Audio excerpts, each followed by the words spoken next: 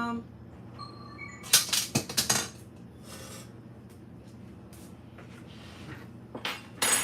gonna do this little update really quickly.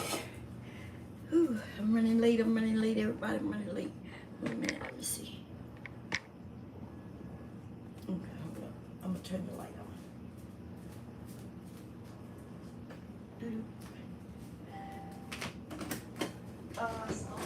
You saw that you didn't bring it up, did you? I heard somebody washing something. You? Our sheet. Oh, okay. Yeah. Our sheets and our comforters in the dryer. I'm gonna check to see if it dried up.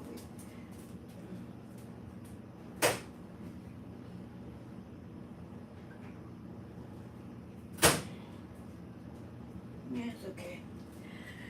Okay, how's everybody doing? How y'all doing? Just want to do a quick. I know I found out that the purge is going on this weekend, so I figured everybody might be over there. I don't know. I don't care. Anyway, I just wanted to do a quick update of a few things. The first one gonna be the wine. Okay, let me change the trajectory here. I don't even know if that's the word to use for what I just did. The angle, should I say the angle? Okay, this is the wine.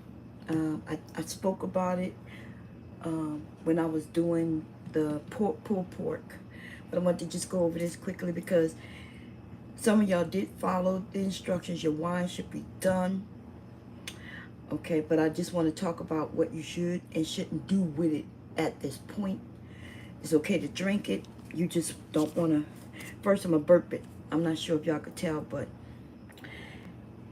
yeah, it's a little. When I opened it yesterday on this morning, I could tell that the container was kind of puffed out a little bit. So burping it just means you open it, and I'm not sure if y'all heard that air just escape.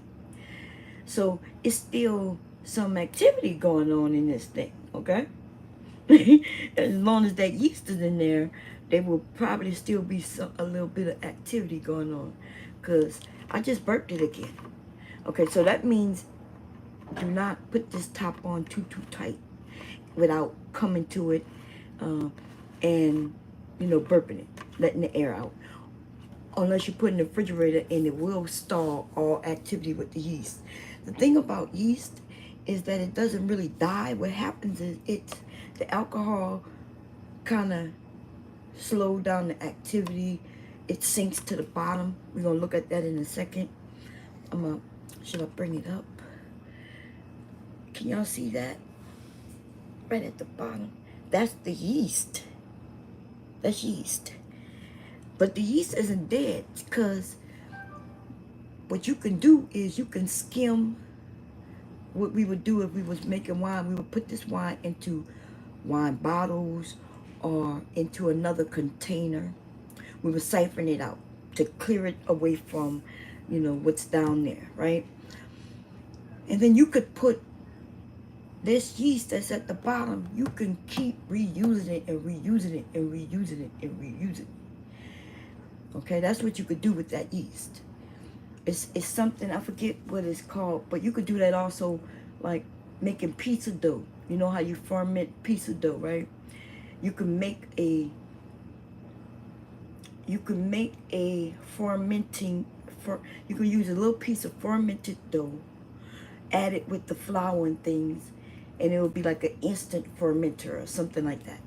When I forget what it's called exactly, but anyway, you could keep reusing that same yeast. Okay, I wouldn't do that with this yeast because this is baker's yeast, but truly, like, because I have a lot of it. But let's say I lived on a farm. I wasn't really into spending money in the outside world and shit like that, right? Everything we did was natural and things. Yeah, you would reuse your yeast. You would keep reusing it until it's no longer usable. That's what you would do. That we are wasteful people, so that's why the reusing of this yeast, as I speak about it, sounds ridiculous, but And if you look at it from a reality standpoint, which we don't live in reality anymore because we are wasteful, we throw things away. We make things that we're not going to use. We make things that are going to sit in landfills and going to destroy the earth throughout time. That's what we do. Um, that's who we are. But anyway, so what I'm saying though, this is what you want to do with your wine. You want to take this and put it in other bottles, in other areas, but you want to do it so you don't really mess with this. You don't want to shake this up. You don't want to disturb that. You don't want this back into, you don't want that sediment in your wine. Okay? If that makes sense. So when you pour the wine, which I may do that now. I guess I can. I can. Let me see if I can. I wasn't planning on doing this, but I can do it, right? Nah, I'm not gonna do it. Okay, so the reason I want to do it because first of all, anything I put this wine in, I need to sterilize. Sterilize and without any chemicals would mean, because I don't have any chemicals to sterilize, would mean I would put things in a boiling pot of water, right? You would sterilize your equipment because this is something that you're going to drink, right? Or eat or whatever, right? Something for human consumption. So you want to sterilize whatever is going to come in contact with it, which is why we use this bottle, because we knew it was already sterilized from the actual company who made the juice. Remember, that's why I had it where we did everything in this bottle. We know that this bottle came from the store. The juice was already in there. They pasteurized everything, and we know that it was good. But we could have made this in other containers, but in order to do that, we would have had to sterilize whatever equipment. You know, we don't want anybody to get sick to anything like that, right? Because other things can grow inside. You know, mold can grow, bacteria can grow. So that's why we did it the way we did it. Okay, I hope that makes sense. I feel like sometimes I'm over explaining things, but anyway, I just want you to understand why we did it the way we did it, and you can do it other ways. There are some chemicals that you could purchase that would sterilize it, and the stuff is good. It's okay for human consumption. When I was doing the research, I saw some things that I've never seen before. You know, there's a lot of this my dad didn't do the way they do it now, right? All the chemicals, having to buy this, having to buy that, having to buy this. Nah, my dad didn't do it like that. Hold on, let me close this door.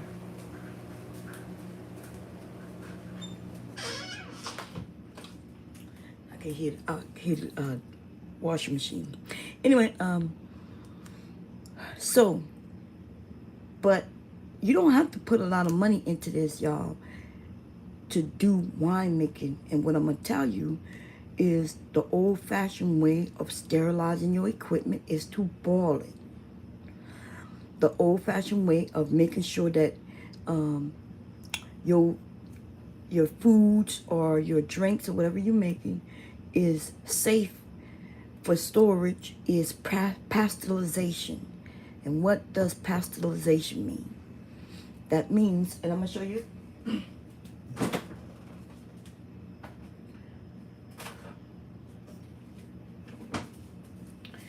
This is my wine, okay? This is this.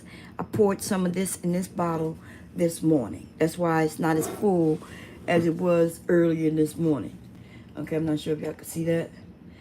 Because I had some sherry wine, cooking wine, and when I tasted this, I realized it tasted like this. But earlier today when I went to taste this, it was vinegar. It tasted like vinegar. So what had happened was this was no longer any good. And then I was wondering why when I tasted it, why did it taste like that? And then I looked at the expiration date, and it was good up to 2/21/19. That explained the taste, because when I first bought this sherry cooking wine tasted like this. The difference between this and the sherry cooking wine is this is stronger alcohol content. This, to be a cooking wine, you can't have more than 17% alcohol. See, alcohol by volume, 17%. Okay, this is more than 17%. I can guarantee you that. Okay, I can taste the alcohol. It is strong. I don't know what the percentage is because I didn't take any of the measurements beforehand. Okay, in order to know what your alcohol content is, you would have to take measurements beforehand. Like I would have had to take the measurement of the juice before I did anything to it, come up with a baseline, then add the sugar, and then take a measurement. And even before the process starts, that's how you take your measurement. You get it to read at a certain point, and after you create the wine, you take another measurement, and if you hit that point, then that's the percentage. So let's say you wanted your wine to be 20% alcohol. You would have figured out the calculations of how to get it there prior to. And that's when you would have started adding your sugar, your yeast, to figure out, okay, as long as I get to this point, then it will be 20% alcohol. If I want 22% alcohol, as long as I get to this point after the fact, then I have 22% alcohol. Okay, that's how it works. And that's you need that for measurement if you're talking about how much alcohol you want in here. Most people who drink alcohol not really caring about that. You want something that's nice, tastes good, and gonna maybe make you feel relaxed, I guess.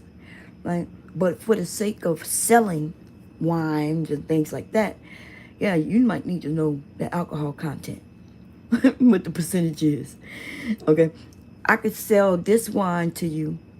I would be able to sell it or ship it and put cooking wine on it, as long as my content is below a certain number.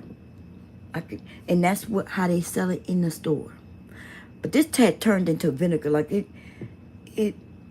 it tasted like, when I tasted it, I was like, oh, this is not what it tasted like when I bought it. This is what it tasted like when I bought it, less the alcohol content. Okay, so I put some of this in this bottle. Look at it. Now, what I was talking about when I first brought out this bottle. So, boiled the bottle, right? I just put in some hot water, boiled it a little bit to kill any bacteria that could have been in it. And then I put the wine in it.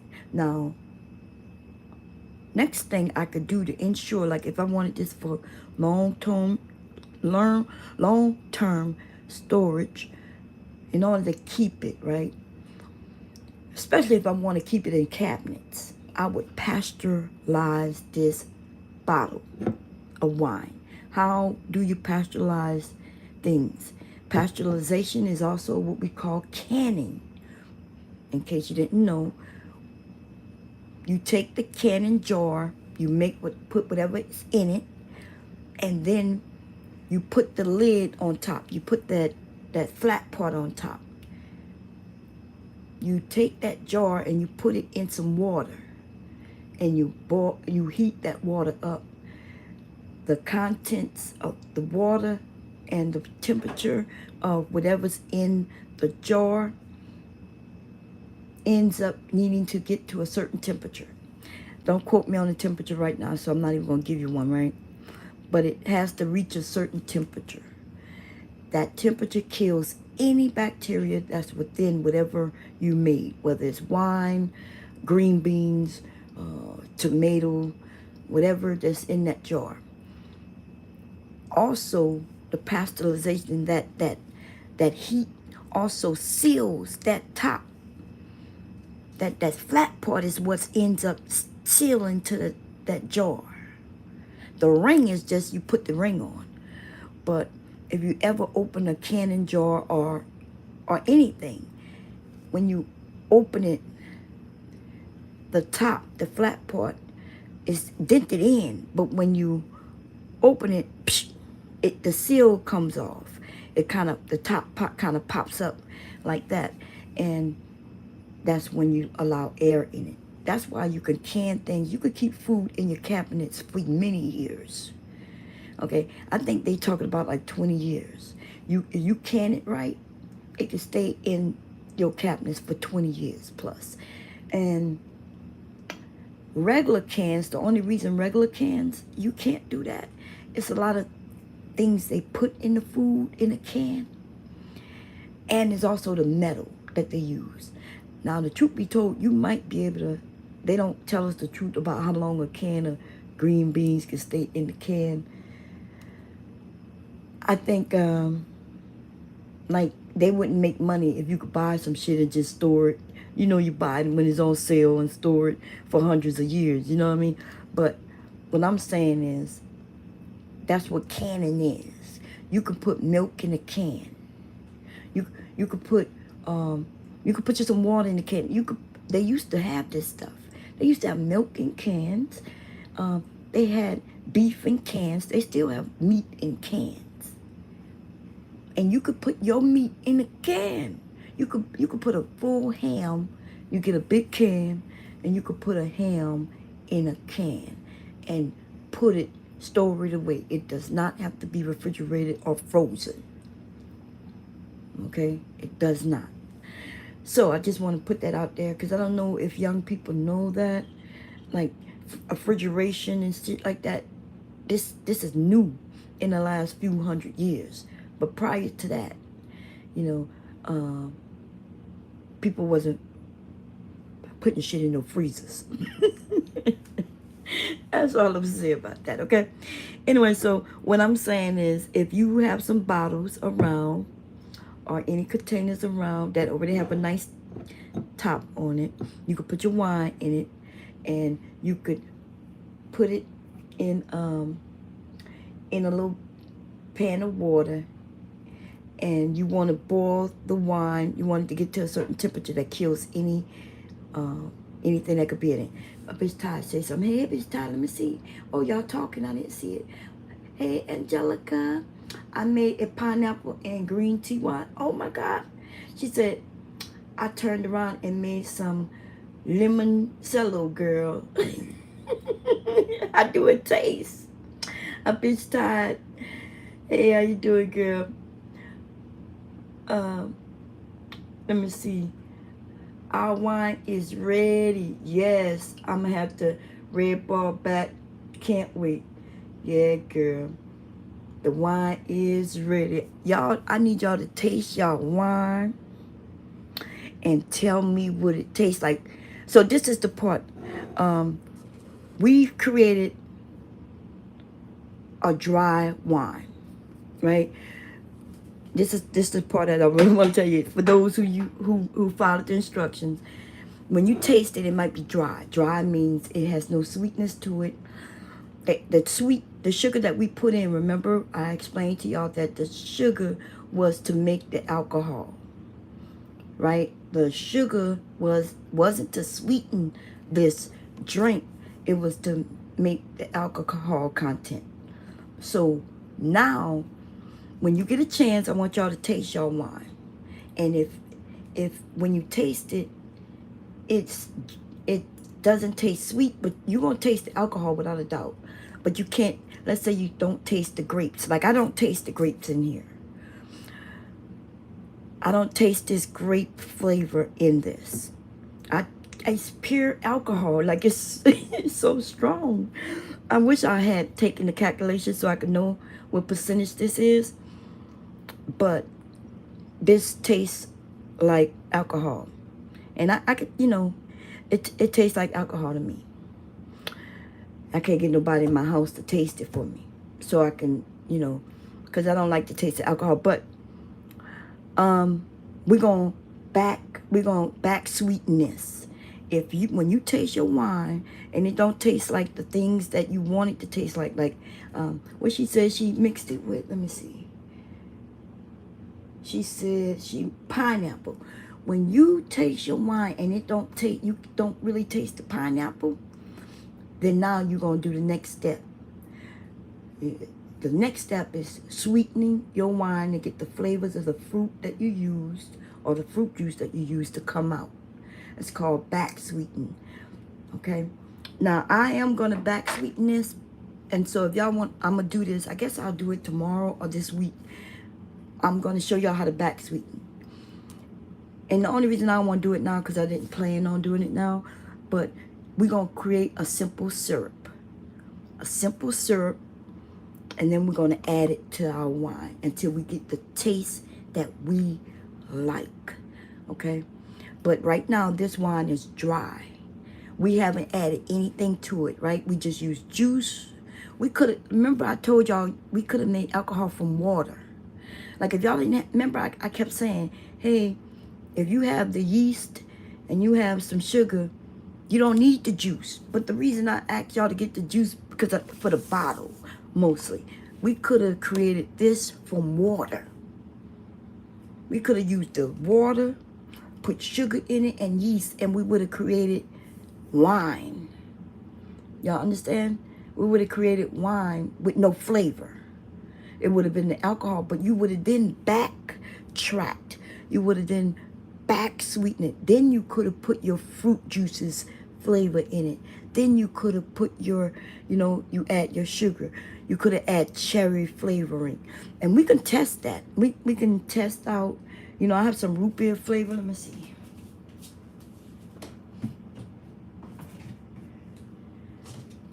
Let me see if I can grab it, y'all. Because it's up here. I have my, I had to go and grab this to grab stuff out the cabinet. Look, I have some root beer flavoring. You can then back sweeten your wine with flavors, cherry flavor, lemon flavor, root beer flavor after the fact. That's what you could do. Okay, what's going on? Genesis, how you doing, sister? How you doing? Yes, you can make wine, because remember the wine essentially, now if we start using definitions the way they used to be used, wine is made from grapes. Anything made from anything else wasn't considered wine. They considered it something else. You can make wine, or they won't call it wine. I think if you use honey, you know what it's called if you use honey, baby? What is the drink alcohol but it made with honey? Can't think of the name. They have wine, and they have mead. Yeah, that's the one made with honey. Mead is made with honey. So mead and wine is basically essentially the same thing, except one is made with sugar, the other one is made with honey. And then they have cider. You have mead, wine, cider. So cider and mead, you can make that with anything, but usually what they used to call wine was anything made from grapes. That's why this tasted, when I bought this sherry, this was to cook with. It adds a flavor to my Italian dishes, y'all. I'm talking, and my Creole dishes if I need a little dry white wine. The sherry was great for that. Okay. This tastes like that, did it? Let me see. Honey mead. That's right, Angelica. I love your cooking and sewing videos. Thank you, Genesis. Mead. I do have a bunch of frozen blueberries. That's right. You could take your frozen blueberries, your frozen strawberries, and all of that, and we can turn that into wine. Okay. You could turn that into wine. You could turn that into mead.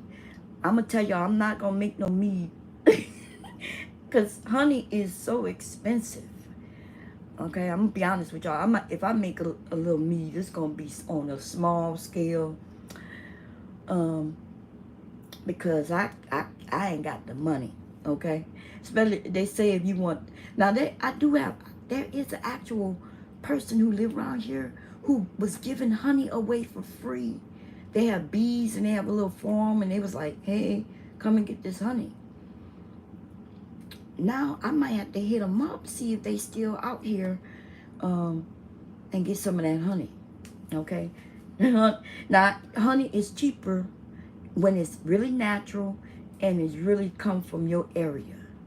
Okay, but if you buy honey in the stores, child, that shit is hot as hell. Okay, and then it be fake as hell too. Let me show you that little honey in that little bear thing. I think we got one somewhere. That shit is fake. That's honey, all right. Let me see. Y'all know what I'm talking about? It comes in like a bear thing. It's shaped like a bear. That honey, that is not honey. That's not honey from bees. That's now you got to define how the FDA have allowed these companies to define what things are. And once you realize how they allow them to define shit, then you'll realize that what you think you drinking and eating is not what you is really drinking and eating. And you better pay attention to the FDA, these companies, and how they defining meat, because you might be shocked. Okay, what do they consider beef and pork? And does it have to come from an actual pig or a cow in order to be beef and or pork? Like they might be able to find them an elephant somewhere, and if they chop it up, the beef might end up being a process instead of an actual type of meat. Y'all better watch. And these industries are controlling everything, and the FDA is allowing them to do it. The FDA just want to make sure that it's good for human consumption. They don't care about, as long as nobody put out no shit that gonna kill people, they'll let it go. But our Congress and people like that, they allow this shit to happen. So anyway, that's a whole nother story for a whole nother day, on a whole nother stream, in a whole nother month, maybe a whole nother year. I don't even know. But we're going to get back to our wine. For those of y'all who followed, congratulations. And if it doesn't taste exactly the way you want it, y'all going to let me know. We're going to back sweeten it. Now, if you into the dry wine, if it tastes just like you want it, you like it, cool. If you tasted it and you like, ooh, it's a little too alcoholic, not enough flavors, we gonna back sweeten it, okay? And all you're gonna need is some water and sugar, and you gonna determine and make it taste to where you like it, okay? So we're gonna do that next. We're gonna do that definitely this week. You did a cherry. What it came. You gotta let me know what it tastes like. Let me see. So a bitch Tide did cherry. And Angelica said, they're in Townsend, though, Bomb. Oh, okay. Yeah, I heard of it. I did hear, I saw it like, like on, what's that, Next Door, baby? What that is we use? Neighborly? Next Door? Next Door. On, huh? Yeah. Angelica on Next Door. Girl, I saw somebody, they was like, yeah, I think they was selling the jars for like $1 a jar. You about to go back? Huh? Oh, okay. We taking a shower? Okay. Yeah, so on Next Door, I saw they was selling their honey for like $1 a jar, and I was like, hell yeah. we gonna have to get together, a Beach Tide and Angelica, y'all. I think, we at least get together on the phone so we could chat it up. You know what I'm saying? I like that y'all following, and I hope the rest of y'all follow it too. Even if you don't drink wine, and even if you don't want to go into no hobby of, far into winemaking, you can at least do this project, y'all. This was I chose this project because it was cheap. Because y'all know I'm cheap than a mug, okay? I ain't got no money, baby. I ain't got no money. I chose it because it was cheap and really easy, and I thought it would be something we could do together, where everybody can sit and we could talk about how it turned out. And I know it's a 4-week process. It's only 4 weeks because I wanted, if you're new to it, but I tested this last week. I tasted it last week, and I showed it to y'all. Remember, it was cloudy. It looked like it was something you wouldn't drink. Remember? I don't know if I can, well, I can't show you. I'm not on my computer where I can show y'all what it looked like last time. And I was like, don't worry, y'all. It's going to clear up. Remember I said, oh, yeah, it's going to clear up. Because it looked foggy. It looked like something none of us would have wanted to drink. Okay? And I told y'all, I let everybody know, be patient. It's going to clear up on its own. Now, if you go into wine making, though, there's products that would have had this cleared up and done in 2 weeks from juice. You would have been able to sit down and drink this in 2 weeks. There's products out there, if you want to do it from fruit, if you do it from actual fruit, they give you like a basket, or not a basket, what is it called? You could use cheesecloth. They give you like a bag, a net bag where you put the fruit in it. That way you don't have to worry about separating the pits and the skin and all of that later, right? My dad didn't do it that way. My dad used to put them grapes in that goddamn bottle, y'all. I'm not even joking. Them grapes, and I would look at them and they look like they wouldn't get mold on them, but they would look like they just bad, like there's nothing you could do with it. And he would put sugar in it, okay? And he would put the cloth on top. I told y'all that, right? One time I saw him put bread, a little piece of bread in there. That was his yeast kickstarter. And that's what that thing, when I was talking about reusing his yeast down there, it's like a Kickstarter. It's like something that's already there to help everything get started. So if I pour this into another bottle and put some juice in here with that still sitting at the bottom, this will start it'll start right away. By the night, it'll be bubbling and everything will be it's like a Kickstarter. Yeah, we could do it from fruit. Yes, that's what we're gonna do. Let me see. Let me read y'all what y'all saying. I gotta go up a little bit. You did mango, right? And she said, no, I did it from a cherry.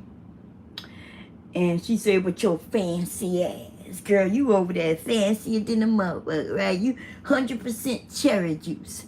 I should get me some cherry shit. Oh, a bitch Ty said it's sweet. Mine is dry. Okay. And then remember, we didn't put a lot of sugar in it. Okay. But cherry juice is already sweet. This white grape is not a sweet juice.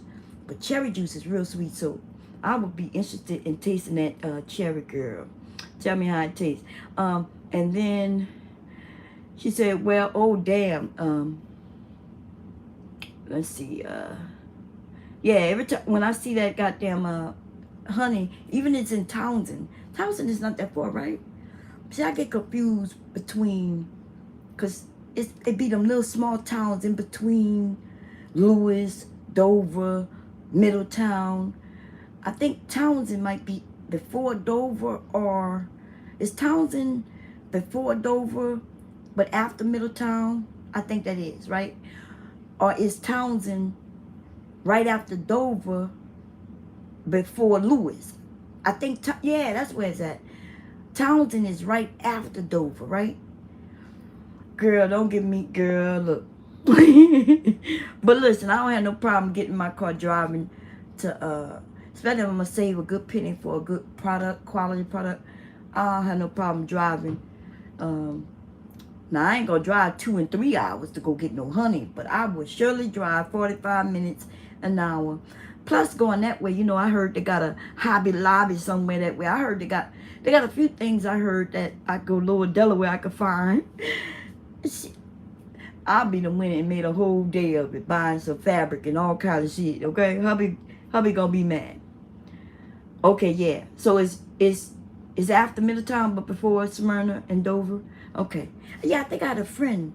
I think they moved to Townsend. I think that's where, and I think it was right like as soon as I got to Dover, but I wasn't. It was like I don't know, but you know, you probably know more than me do. Look, we get in the car together, girl. We could go, okay? If none of y'all drive, I drive. But I ain't drove in a couple of years. I ain't gonna lie, hubby. Since COVID, I ain't really out there like I used to be, man. I used to be gone. I used to get in my car and be gone, you know, for a day or so, just shopping or finding shit. I used to go with one of my aunts to garage sales and shit, man. That's where you will find. I started looking for wine things locally. You know, if I could find a cart, what they call that? It's like the big jug in order to make the wine in. Cardboards. I think that's what they call it. Cartboards. Cartboards. Cartboards. Shit, if I could find that shit cheap, man, I will. Okay, let me see what y'all talking about. Oh, didn't know. I thought that was supposed to be a fat. Be fancy. How can I get something made by you personally? If you want some wine, what you mean? You mean clothing? What you mean? Just hit me up, guy. I got a phone number. It's in the about section. If you talking about clothing bags, or if you talking about wine, girl, join in. I swear it was easy.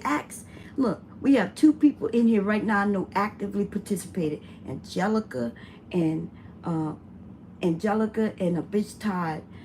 And there was a few others, right? Right here live, I showed y'all what to do with. We did everything in this bottle. I'm not even joking. We added sugar. The only thing we did was we took a little bit of juice out so we could add sugar in. We shook this bitch. And then we added some yeast in it. That's what we did. And if y'all don't want to buy yeast, you like, hey, you're going to go buy the juice, but you don't want to buy no yeast. If you're willing to send me your address, I'll put some yeast in a fucking envelope. It's gonna be a little envelope. I might not have no envelopes, but I'll buy a little thing of envelopes and I'll put some yeast in that bitch in a Ziploc bag and send that shit to you. But then I showed you where it only cost like $1. The most expensive thing was the bottle of juice. Or maybe the sugar. I don't know. You know, between juice, sugar, and yeast, that's all this took. 4 weeks. See, a bitch Todd got some yeast. She got the real yeast. Her shit probably gonna be stronger than everybody's. Okay, possibility. The only difference between the baker's yeast, I think, is all the bullshit. Because I tried to think, how could they promise that your yeast is gonna survive up to a certain percentage?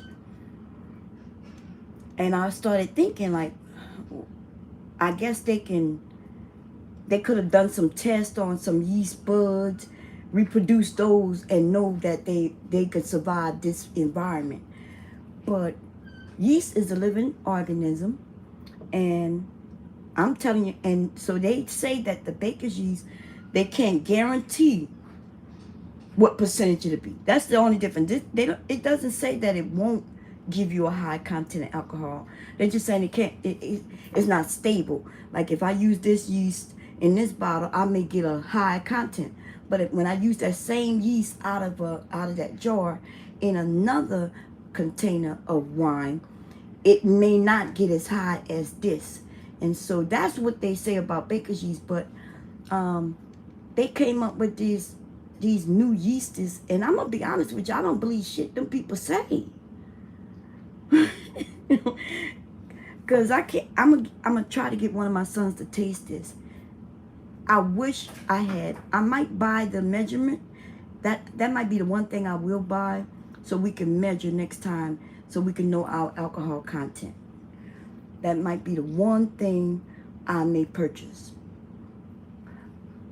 But I don't try. I'm gonna be honest with you. When I think about yeast and I think of what it is, I'm thinking, how could this company come and guarantee? Look, and the thing is, I think if I add more sugar to this right now, I could get this active again and get this to be even stronger than what it is. I won't even have to add more yeast. I just have to add more sugar. I add more sugar, then the yeast gonna come back to life. In fact, let's test it. We're gonna test it. Cause I'm not, what I'm saying, I don't know to be a fact. Okay? I'm gonna test it though. I'm gonna see if I'm gonna get another jar. I'm gonna siphon a lot of this off.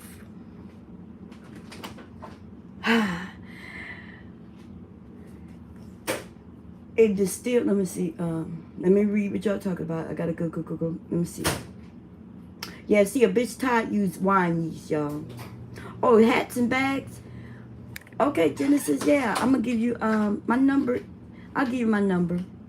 Or if you know it is a Google number. If you have a Google number, a Google Voice number, that way nobody worried about nobody doxing nobody. I done been doxed already, girl. Y'all know where I live, okay? Yeah, look, if I teach out your money, y'all know how to come and get me, baby. Y'all know how to come and get me. So I ain't never worried about none of that. But yeah.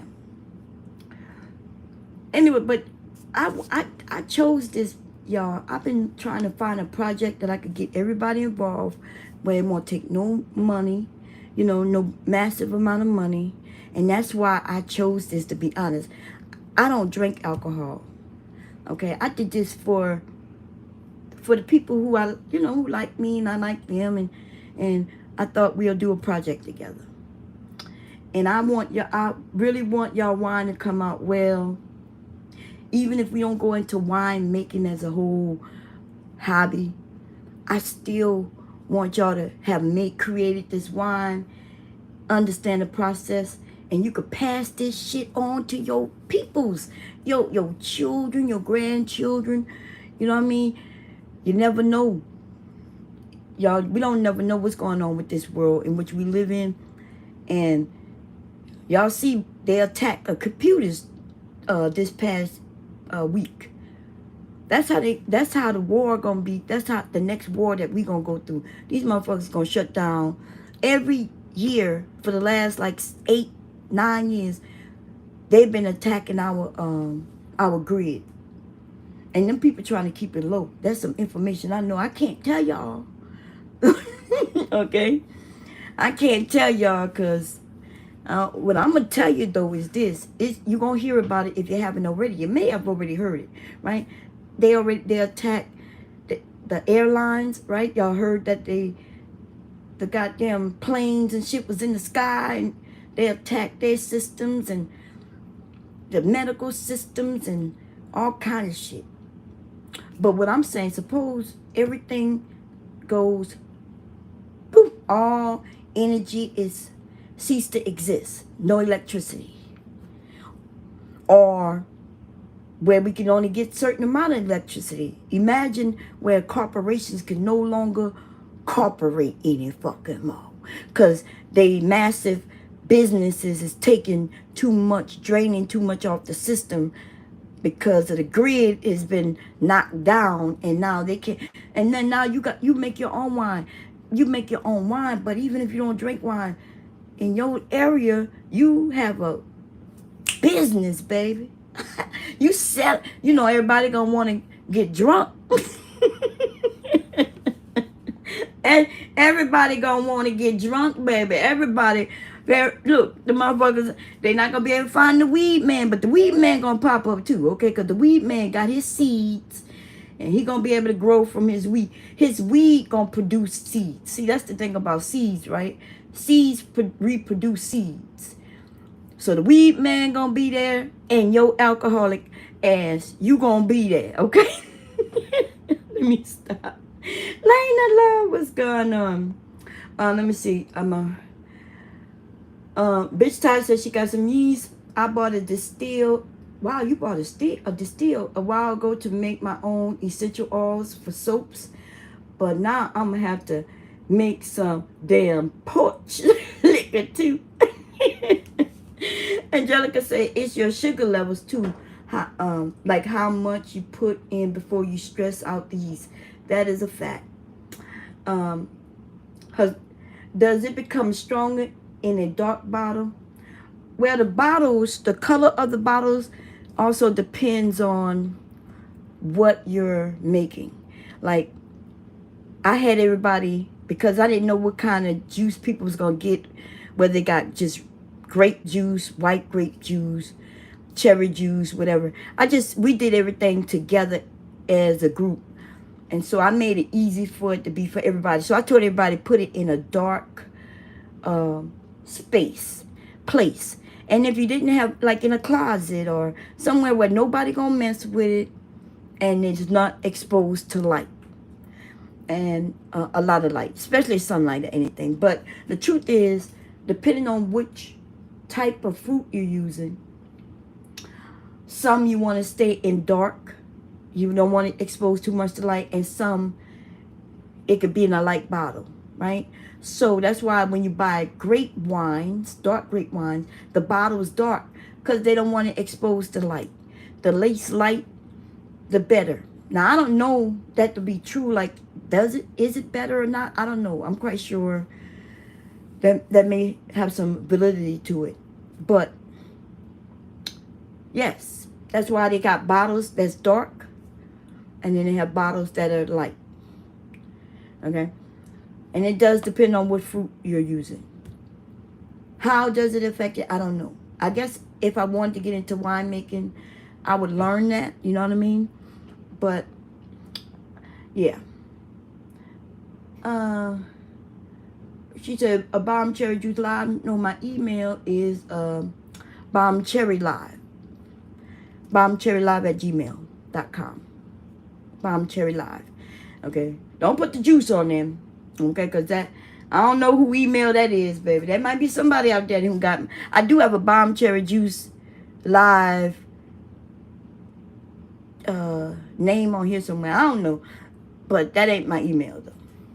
Okay? I saw a bitch trying to steal bomb cherry, baby. Look, soon as she said bomb cherry, her motherfucking name, baby, I'm coming to sue her ass. I think she a rapper. She was over there trying to rap and shit, and she had bomb cherry on her shirt. Like, bitch, you better be talking about cherry bomb, bitch, but you better not be talking about no bomb cherry and make no money, honey, because I'm coming for you, baby. That's mine, okay? Yeah, we saw what happened the other day, girl. Okay. Let me see. Are we voting for Kamala? Listen, I'm voting for Kamala, and anybody besides Trump can get my vote. I don't care if it could be, like you said, Bart Simpson, or it could be Trump's favorite best friend, Hannibal Lecter. That nigga keep talking about somebody named Hannibal Lecter. Like the great Hannibal Lecter said. This nigga is delusional. And so, a frog could be running against Trump. I'm voting for him. And that's on my life. Okay? And if I'm sick in bed with COVID and the flu and a little bit of that what they call any one of them diseases that came from Africa or China or wherever. I don't give a fuck where they came. I could be sick with all those goddamn things on November. When we go vote, November 20th? No, is it November 16th? I don't know. But listen, on that day, in the day when we got to go vote, I could be sick with all that shit. I'm crawling.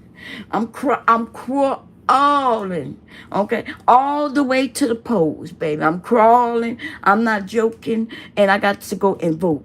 Okay, so y'all take this shit serious, because I know we don't really talk about the politics like that. I know when I talk about it, nobody want to listen. Okay, I'm telling y'all, like, y'all got to do your own research, but you cannot listen to the news that you think you should be listening to. I can tell when y'all listen to Fox News. Fox Fox News locally in your area might be a good station. Like here in Delaware, Fox News, you can listen to Fox News, have some personalities on Fox News locally that some of you may like, right? But Fox News, when they talk about politics and the actual Fox, them motherfuckers, you know, they only talk, they pro-Trump and MAGA, and if you listen to them, and you should not believe anything they said. Y'all do know they got sued and they lost billions of dollars. And why did they get sued? They got sued because they were lying to the people. They was outright, y'all, these motherfuckers lost billions of dollars. They got sued for billions of dollars and lost. And not only that, the most atrocious thing is that they admitted that they fucking lied. It's not like they were saying, well, we didn't know. They was like, no, yeah, we knew it wasn't true. Yeah, we knew. And so when I hear some of y'all speak, they right now have everybody worrying about with Joe Biden. Joe Biden is old. Joe Biden, ooh, look what he did. He had to stop and think for a moment. That's what they are telling us, and we are falling for it.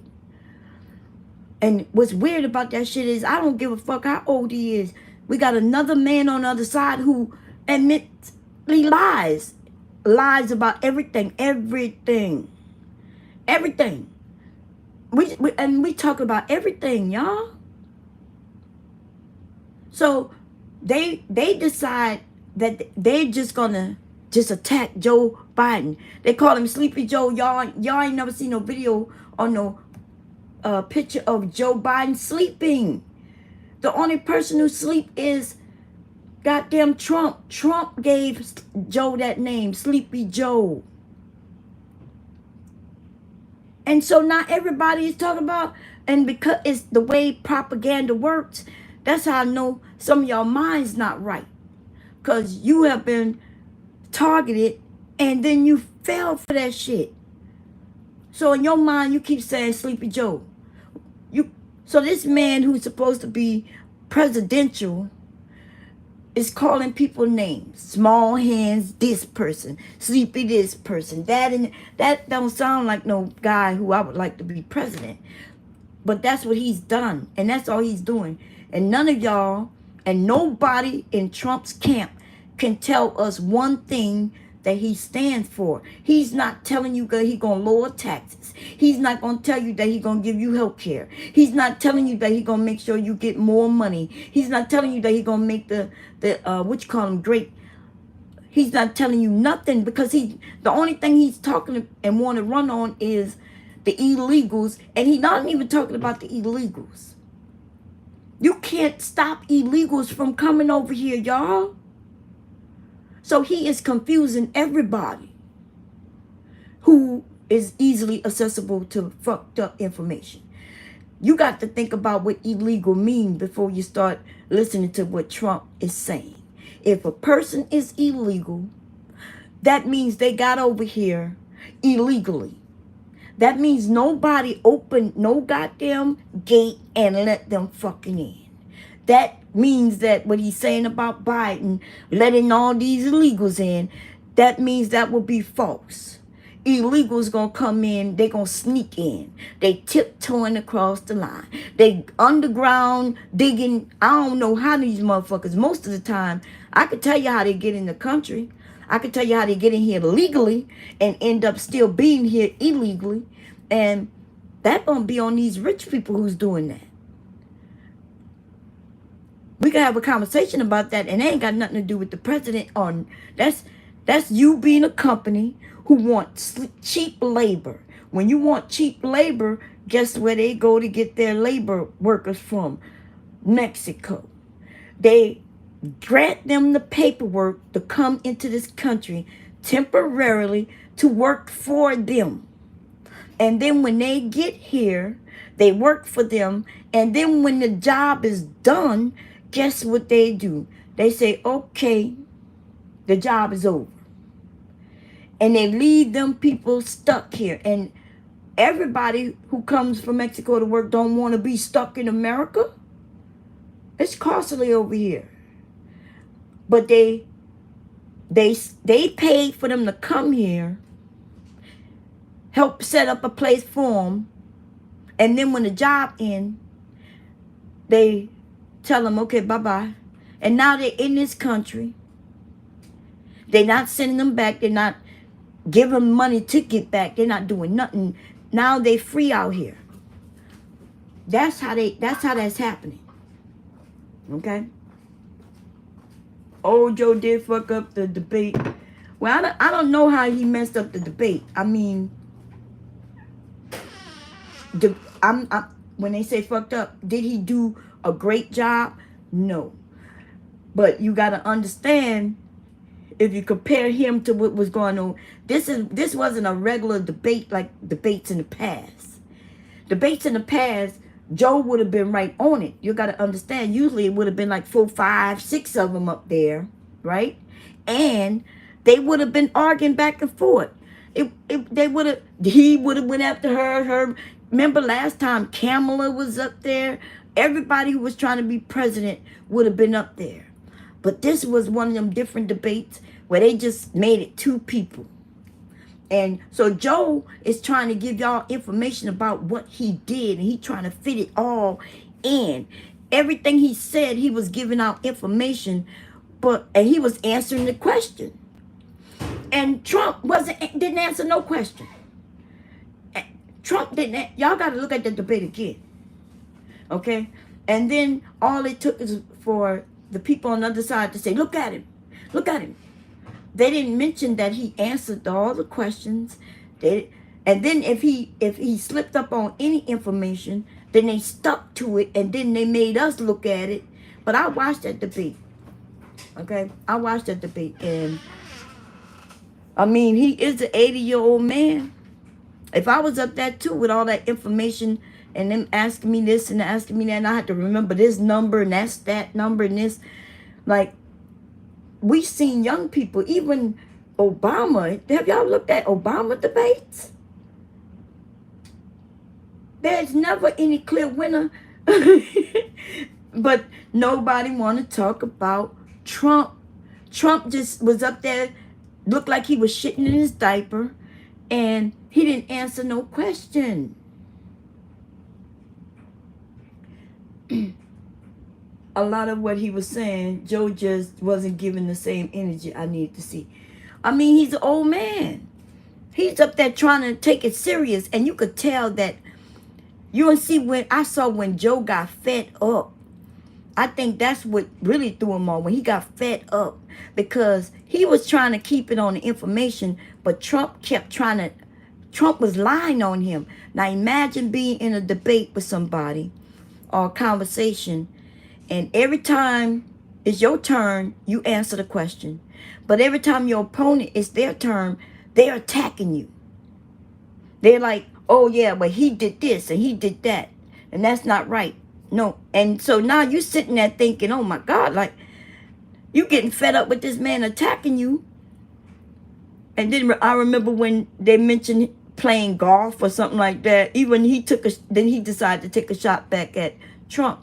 But we are looking at it like they should have been fighting. Black people definitely looking at it like, yeah, he should have attacked him. But that's not what Democrats do.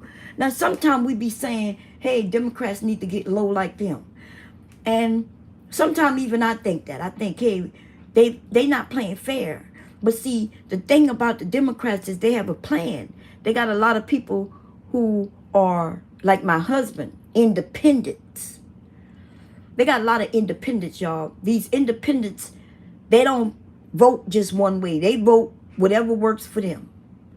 And so the Democrats is always, they know that usually Democrats going to vote Democrats. Republicans going to vote Republicans. The people they trying to reach are those independents. My husband is an independent, right? And an independent, they got the people who say, when they independent like that, they don't care about them nasty tropes. They don't care about no fighting back and forth.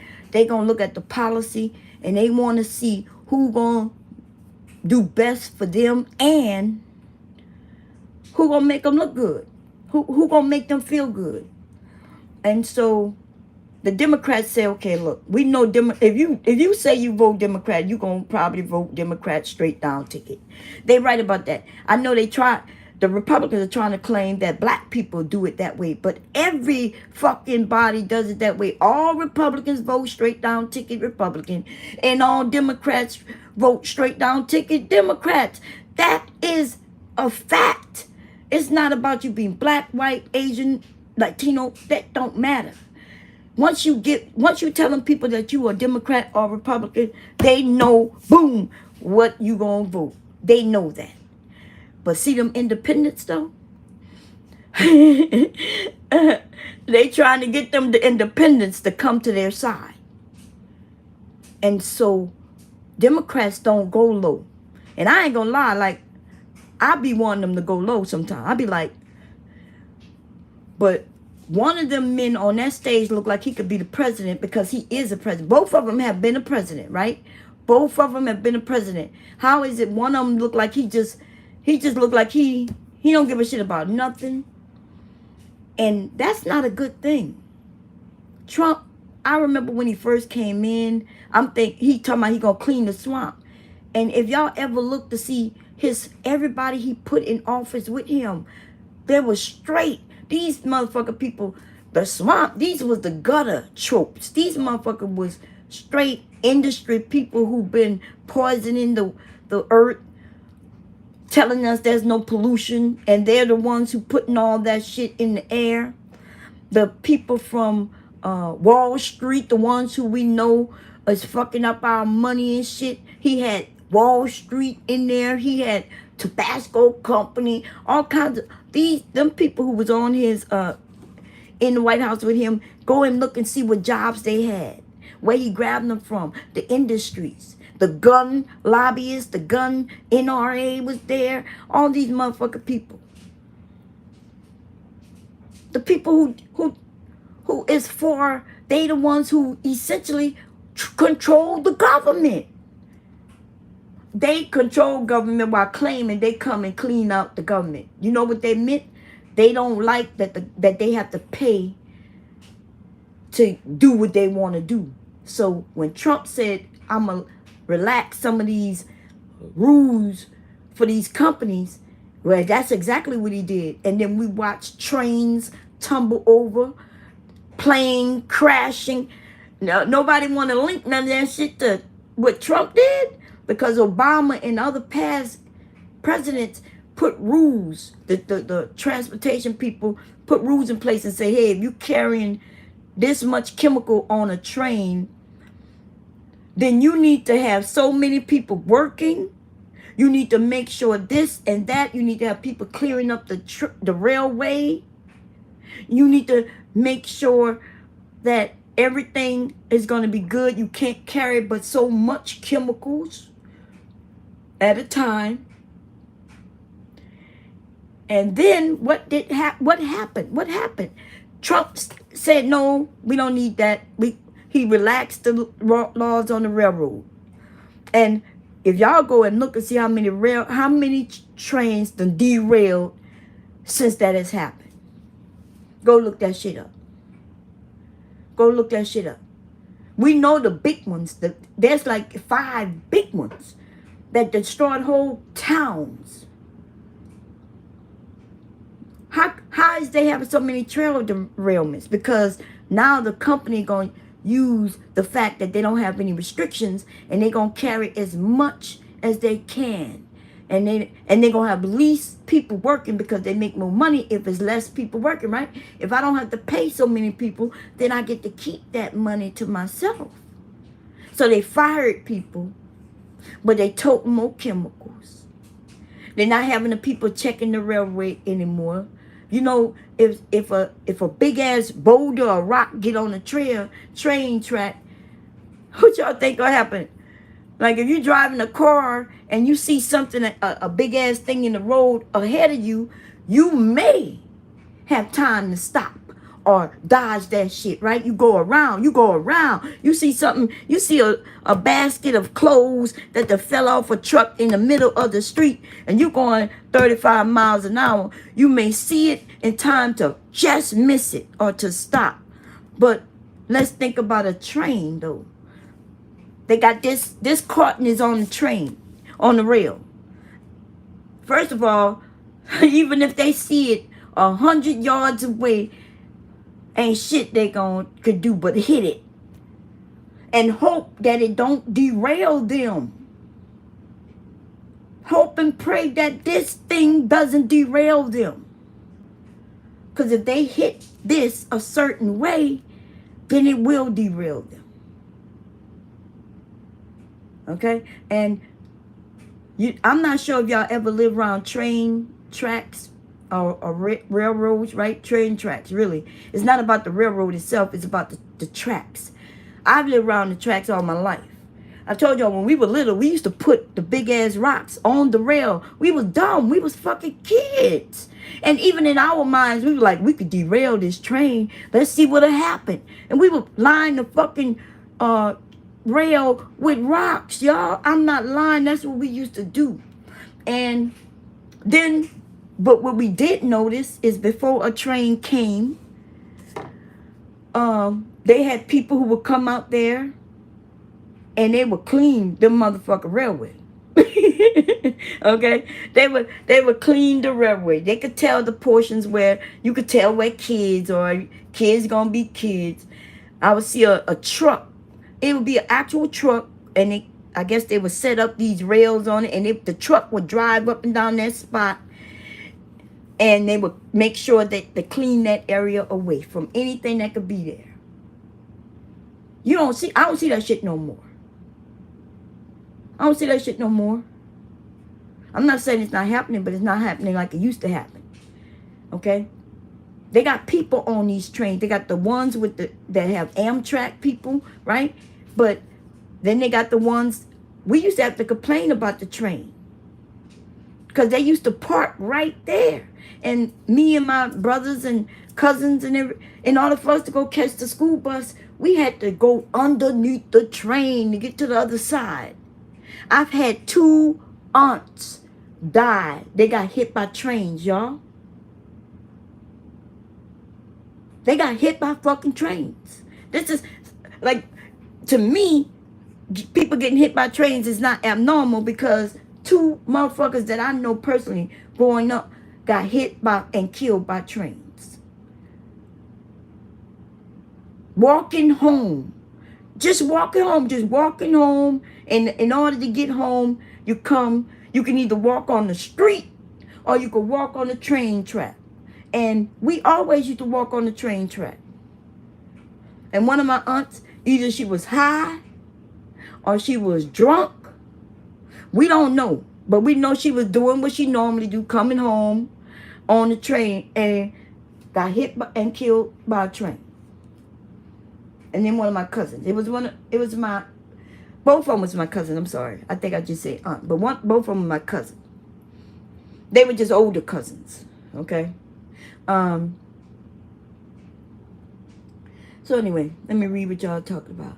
Very true, Lena. I think they're doing it to other themselves against other women, which is fucking, ooh, Lord. She said she loved train ride. Train ride is a nice experience, y'all. I ain't gonna lie. It rocks you. One time I was on the train. I was pregnant. Man, I was hornier than a motherfucker. I ain't gonna lie. I was on my way to Louisiana. Was I on my way back or going? I can't remember. And they had these men on there, man, and apparently they was horny too, because they would just kept hitting on me and shit. I'm like, I'm pregnant than a motherfucker. Okay? And I told you I almost had my son on the train because as I was walking to the dining cart to go eat, I got knocked against the wall, because you do have to have your balance. Even with your balance, it don't matter. That motherfucker be rocking, man. Okay, so you got to be careful. And I hit the wall, and then I started to go in labor. And I did have, I don't even know why I walked to the dining car, because I had a room. I had a sleeper, right? But I just wanted to go to the dining car. You know, I was in that sleeper the whole trip, because the sleeper, it has a bed. So it has a sitting space that folds down into a bed. And I didn't know at the time, but they bring you your food. Like they would come and ask me what I want for dinner, lunch, and breakfast, right? Or whatever. And then when they came and asked me, I told them that I was just going to go to the dining car. And so they said, okay. I went to the dining car and I hit the wall. It wasn't even that hard, but I hit the wall. And then I started feeling bad. I went to my room, got in the bed. Look, I'm in my sleeping bed and shit, right? Because I'm laying down. And all of a sudden, I'm going through labor. So I'm like, I'm letting them know I think I'm in labor again. And they start asking, any doctors aboard? Any doctors aboard? And there was a lady, right? I think I told y'all this story. There was a lady, and she says, what's going on? They say, are you a doctor? She said, yes. And they say, oh, well, we think she's going in labor. Can you look at her? And this is this strange looking, I ain't gonna lie, y'all. I know this is gonna sound bad, right? This woman looked like a dyke. I'm not lying, right? What I'm saying is she looked like a man boy, man boy, okay? And so I'm looking at her. I said, what you, look, she ready to go underneath and look. I was like, wait a minute, what? Because they like, yeah, let her in, let her through. I'm like, wait a minute. Like, everybody's panicking even more than me. And I'm like, wait a minute. I look at her. I'm like, she looked like she just want to get to my goodies. I'm like, wait a minute. I said, wait a minute. What kind of doctor are you? Oh, I'm a dentist. Oh, hell no. Hell no. What you, that ain't no mouth down there, baby. I said, no. They stopped the train somewhere. I cannot remember the name of this, y'all. They stopped the train in Georgia somewhere. We was in Georgia. That's all I know. And the motherfuckers stopped the train, got the ambulance to come and get me, and then they took me to the hospital. This shit happened so fast, right? So I go to the doctor, you know, the hospital. They check me out. I'm in there for maybe about 3 hours, right? And then they release me. And I'm like, okay. I'm like, y'all gonna take me back to get to the train? They said, ma'am, the train is gone. I'm like, what you mean the train is gone? Where am I? I'm like, I don't even have a wallet, a purse. Y'all, I had nothing. I had nothing with me. Like, I don't even know if I had a jacket. That might be all I had was a jacket. And I'm like, I said, where am I? I'm letting these people know, where am I supposed to go? What am I supposed to do? And then they said, well, we're gonna contact the railway, Amtrak. And so Amtrak put me in a hotel. It was a nice hotel too. They put me in a hotel, and I guess they made some deal with the hotel to make sure that I get food. But the hotel didn't serve food, right? It was one of them that didn't have I think they served breakfast, like some type of breakfast in the morning, but they didn't serve no food.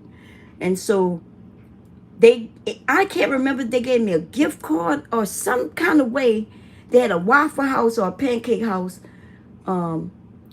across the street, and I went there, and everything I got, I was able to get whatever I wanted. I didn't have to pay for none of it. And then I went back to the hotel and then when it was time for me to go back to the train, they made a special stop to pick my ass up, and they made sure I got there. I don't even remember how I got there, to be honest. Like, it's so long ago. That's what with my first son. So that's 30 years ago. And I don't, like, I remember the things I remember, but I don't remember, like, I remember the Waffle House. I remember the hotel room. I remember everything that happened on that train. But I don't remember, like, how did I get, because I don't think I walked to that Waffle House. It was across the way from the hotel, though. Okay. You was able to see it. But I don't remember how I got back to the train. I think a taxi, if I'm correct, a taxi. They ain't have Uber back then, y'all. They ain't have Uber. Man, I be having, look, I got all kinds of stories, man. Sleepers are hella expensive now. Have you seen the prices? Like, bitch, I can't afford a 2-seater plane. Girl, listen, they was expensive back then, but expensive is relative, right? I tell people, like, today, they may cost $1,000, right? Back then, though, my parents paid like $500. That I had a sleeper coming and going, right? When I went to Louisiana and coming back. And they probably paid like $500. Now, $500 don't sound like a lot, but $500 back then was a lot. You see what I'm saying? $500 back then was a fucking lot of money, because people rent was like $300 or something dollars. You just paid more than somebody's rent for me going to and coming back from Louisiana. Because they wanted to see me. You know, my parents wanted to see me. They knew I was pregnant, and they bought the ticket. And I didn't even know I had a sleep. I just know she bought the ticket. And when I went there, they was like, oh, here go you. So I've gone by, I remember being an Amtrak, sitting in a regular seat. And I ain't gonna lie, it was comfortable. I didn't have no problem doing that. But when my mom found out I was pregnant, though, man, they treated me like I was like porcelain doll or something. Because they paid for that shit. Okay? You know what? I've never gone first. Oh, yes, I have. I've flown first class one time. But I didn't even know I was first class. It was the weirdest thing. My seat was to the front of the plane, right? It did not look any different. I did notice that there was bigger seats. And you know what made me realize I was in first class? When they came out and gave us food, y'all. Them motherfuckers gave us food for lunch. I was like, so I'm used to being on an airplane where when they come through, they give you some peanuts and a drink. Peanuts and a drink. And I ain't gonna lie, I like them peanuts. They like honey covered peanuts. What time is it, y'all? I'm rambling. Hubbard and went to sleep. Oh shit, it's almost 11 o'clock. Oh man, okay, look, I was supposed to be on here for like 5 minutes, but I'll tell you, look, what was I saying? Yeah, they used to give you like them honey covered peanuts, and I would try to get 2 of them. I'd be like, hey, can I get 2? And they would give me 2, and they give you a little drink. It used to, at least back then, it used to be a whole can of soda. Today, you ever seen them little bitty ass cans they give you today? Like that? Anyway, that's what they used to give you. But this one time, on my way, I think I was on my way back. Or was I on my way going? I honestly can't remember.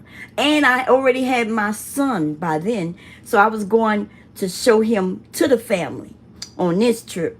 Because now he's a baby, right? In the baby carrier and shit. And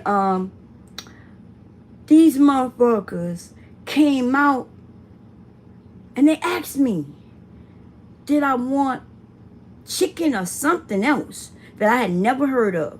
And even the chicken, I had never heard of it, right? The name they gave it, these 2 options that they gave me, I had never, ever heard of, y'all. But I recognized the word chicken on one of them, right? I recognized chicken, so I was like, okay, I have and I named it whatever it was called. I know what it is today, but I didn't know what it was then, right? So I was shocked because I'm thinking they about to give me some peanuts and a drink. Nah, they asked me, did I want a bottle of wine? Like they showed this wine, and they, you know, they little, but they was offering wine where they were going to put it in a glass and everything. I was like, no, thank you. Because I didn't understand that it was with the meal. It's free with the ticket. I was like, I ain't got no money to be paying for all this shit. You know, my parents paid for this trip and shit. And I got some money, but I need to get home with this money in my pocket. Y'all, I'm cheap, y'all. I'm not gonna lie, okay? Anyway, and then they gave me this thing. It was in foil. It was almost like a old back in the day type of, what they call those? We used to put them in the oven. For those of us older, y'all know what I'm talking about. What they call, back in the day, they used to put them in the oven. Now they put it in the microwave.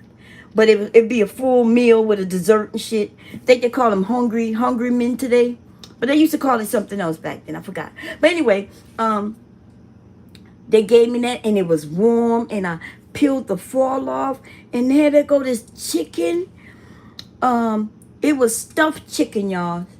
Chicken with cheese. What is it called? I like it. But it was my first time eating it. Y'all know what I'm talking about? It's like a chicken breast, and it's like a stuffed chicken, but I think it's stuffed with dressing. But they have some. That one was stuffed with dressing, but they have some now you could buy, and it has cheese. It's like a breaded.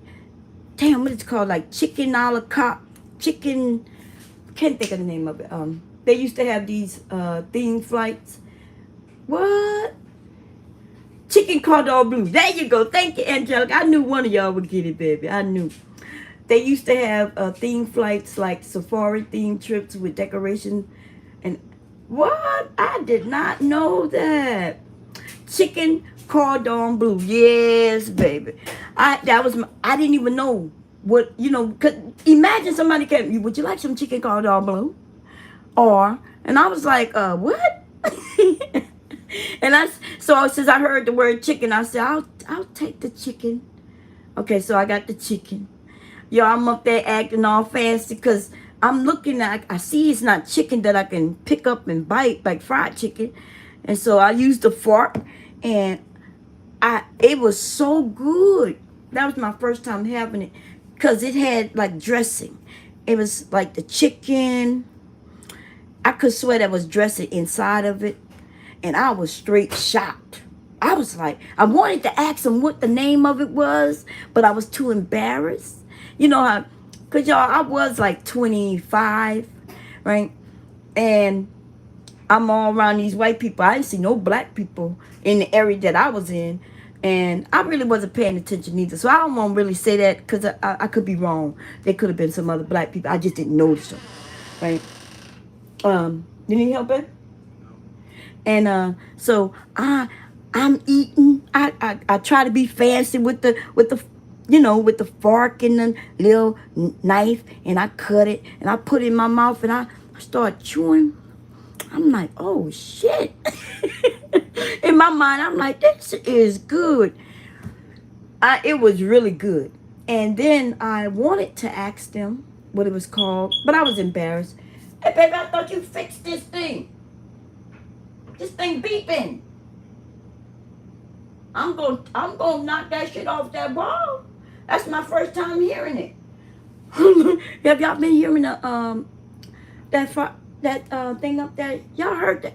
It's my first time hearing it, but Leaky Leak pointed it out to me this morning, and I told hubby to get the battery fixed in that shit, right?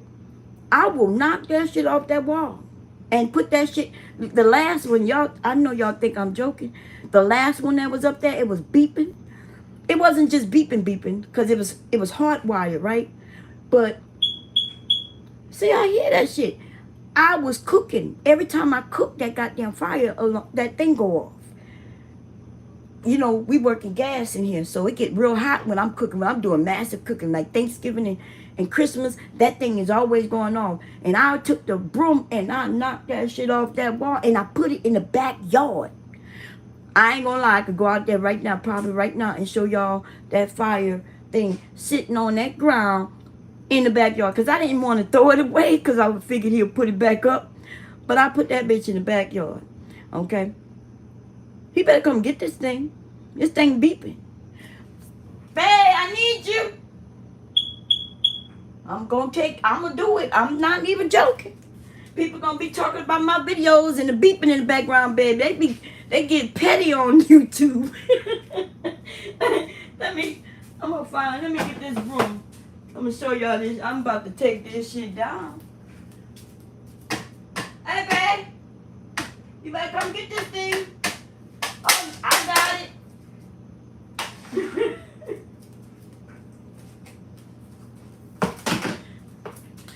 Look, y'all think I'm joking?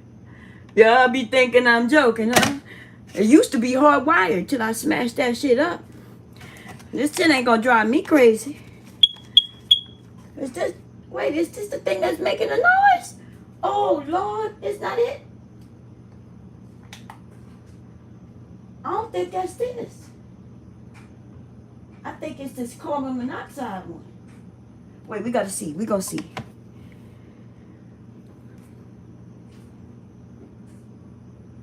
No, I see it blinked just now, but was that, we're gonna see.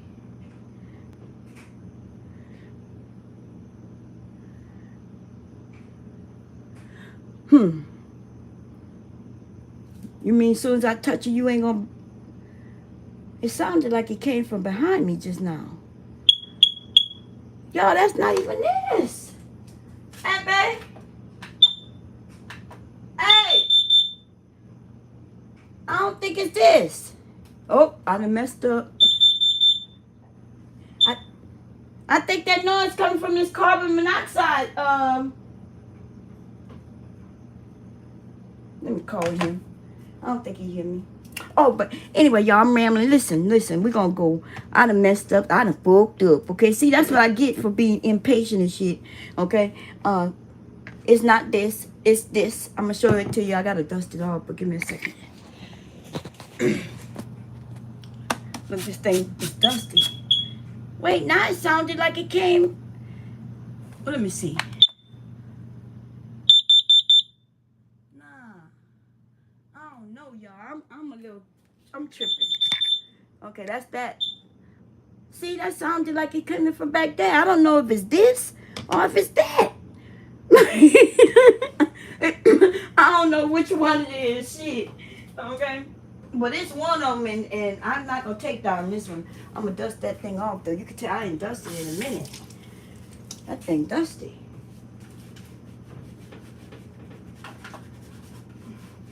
Ooh, love. That thing dusty.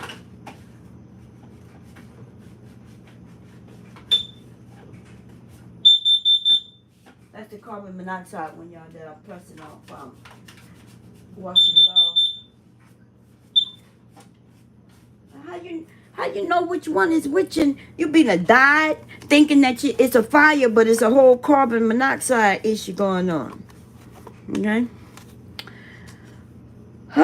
And this is oh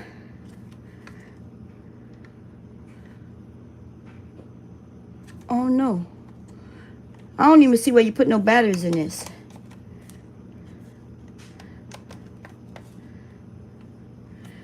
The one we had up there was hardwired, and I smashed it. Let me show y'all the wires. I know, look. What does hardwire mean? That mean it was, wait a minute. See? It was hardwired, and I smashed that bitch to pieces. I was like, hell to the no. I was like, that noise driving me crazy. While I'm cooking, I'm trying to cook Thanksgiving dinner, Christmas dinner. That shit was happening for years, y'all. Every Christmas, Thanksgiving, and Easter, that shit was just going. And since it was hardwired, there was nothing I could do. I'm like, the heat rises. It's so close to the kitchen, and everything in here is cooking with gas. So, like, I was like, we need one that's less sensitive. So then he adjusted it, and it still was just driving me fucking crazy. So I took the broom and I smashed it. Boom, boom, boom, boom. And then, look, the next day I was like, hey, babe, we ain't got no, we don't have no fire alarm down there. I was like, you know, this 3-story house, we don't want to be burned up. I was like, look, you're going to have to buy, and you're going to have to go get one. And he was like, I'll do it. He asked me, what happened to one down there? I said, babe, I don't know. I said, I accidentally hit it. I said, I accidentally hit it. And he's like, what? How you hit? I was like, I was sweeping. It was making a lot of noise, and the broom accidentally ran into it. Okay, that's what I told him. That's what I told him. Okay, that's what I said to him. Bombs. He would. This one don't look like the type that you put batteries in. Or I don't know. Oh yeah, it does. Ooh, that other one. Yeah, that other one. I guess I smashed it for no reason. I was like, it was hardwired, y'all. It didn't take batteries.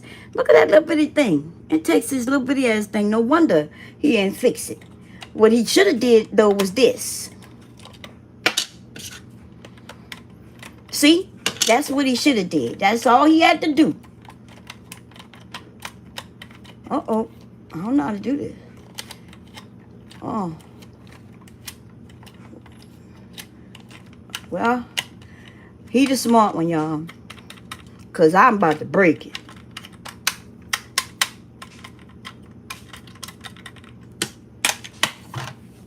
That's all he had to do with that. Put that bitch there. It shouldn't make no sounds. And now we good, okay? And now we good. Look, don't do as I do, y'all. Don't do as I do, and do not do as I say in this case, okay? If you're living in a house, you don't want to sleep one night without these. But we do have this on the second floor. I mean, on this floor, second floor, and the third floor. We have carbon monoxide on all the floors as well. We also have this thing. Now, I don't know if this shit works. I'm going to be honest with you, okay? And look, it's dusted too. We also have this thing. And I think you're supposed to refill them. Let's see. It says it's full. We ain't never used this one, but at my the place that we used to live in before we moved here, I used that shit. I told y'all my kitchen caught a fire one year. Kitchen caught a fire. A grease fire. Okay? A grease fire. Most embarrassing. I'll never forget that. It wasn't the fire that was embarrassing, right? It was when the motherfucker people came in and when they put out the fire, and then they told me I need to keep my kitchen cleaner. And I looked around. Now, right now, y'all, the kitchen is not clean. I got some things in the dishes. My food is over there, which I haven't shown y'all this food yet. But right after I say this, I'm gonna show y'all the food, okay? But anyway, my kitchen was clean. I looked around. I'm like, what are they talking about? I have to keep it cleaner. And so I have a different stove now, right? A different stove type. This is gas. But at the time we had the electric, and you know they had those I don't know what those things were called, but you was able to take them out and clean. And I did that, I swear. I'm looking, I'm like, what are you talking about? My kitchen needs to be cleaner. And that man, and I don't know if any of y'all know this, because I didn't know. And I was in my 40s when this happened. Okay? But I didn't grow up on electric stove. I grew up with gas. So I know about this. I know how to take care of this. Right? Right now, it look like this is dirty, but this is not. These are those foil type of things that you can replace. See this? This comes up. And I put that there because so it's easy to just peel them off, throw them out, put some new ones in. So I can keep the real ones that's underneath that real clean, right? And plus, I know how to scrape all that off, okay? So I do that a couple of times a year. Just a couple of times a year because we put those things in there. So anyway, but what I didn't, so I would pull them things out and keep that thing clean. Sometimes we replace those things because they would get rusty after a while, after me scrubbing too much. What I didn't know is that they lift. This one won't do it because this is gas. But I'm not sure. For those who you have gas, electric. You may not know this. You may. If you know, good for you. If you don't know, I'm about to teach you something. See this crease right here? In the ones that are electric, That bitch lifts up. It lifts up, y'all. I did not know that.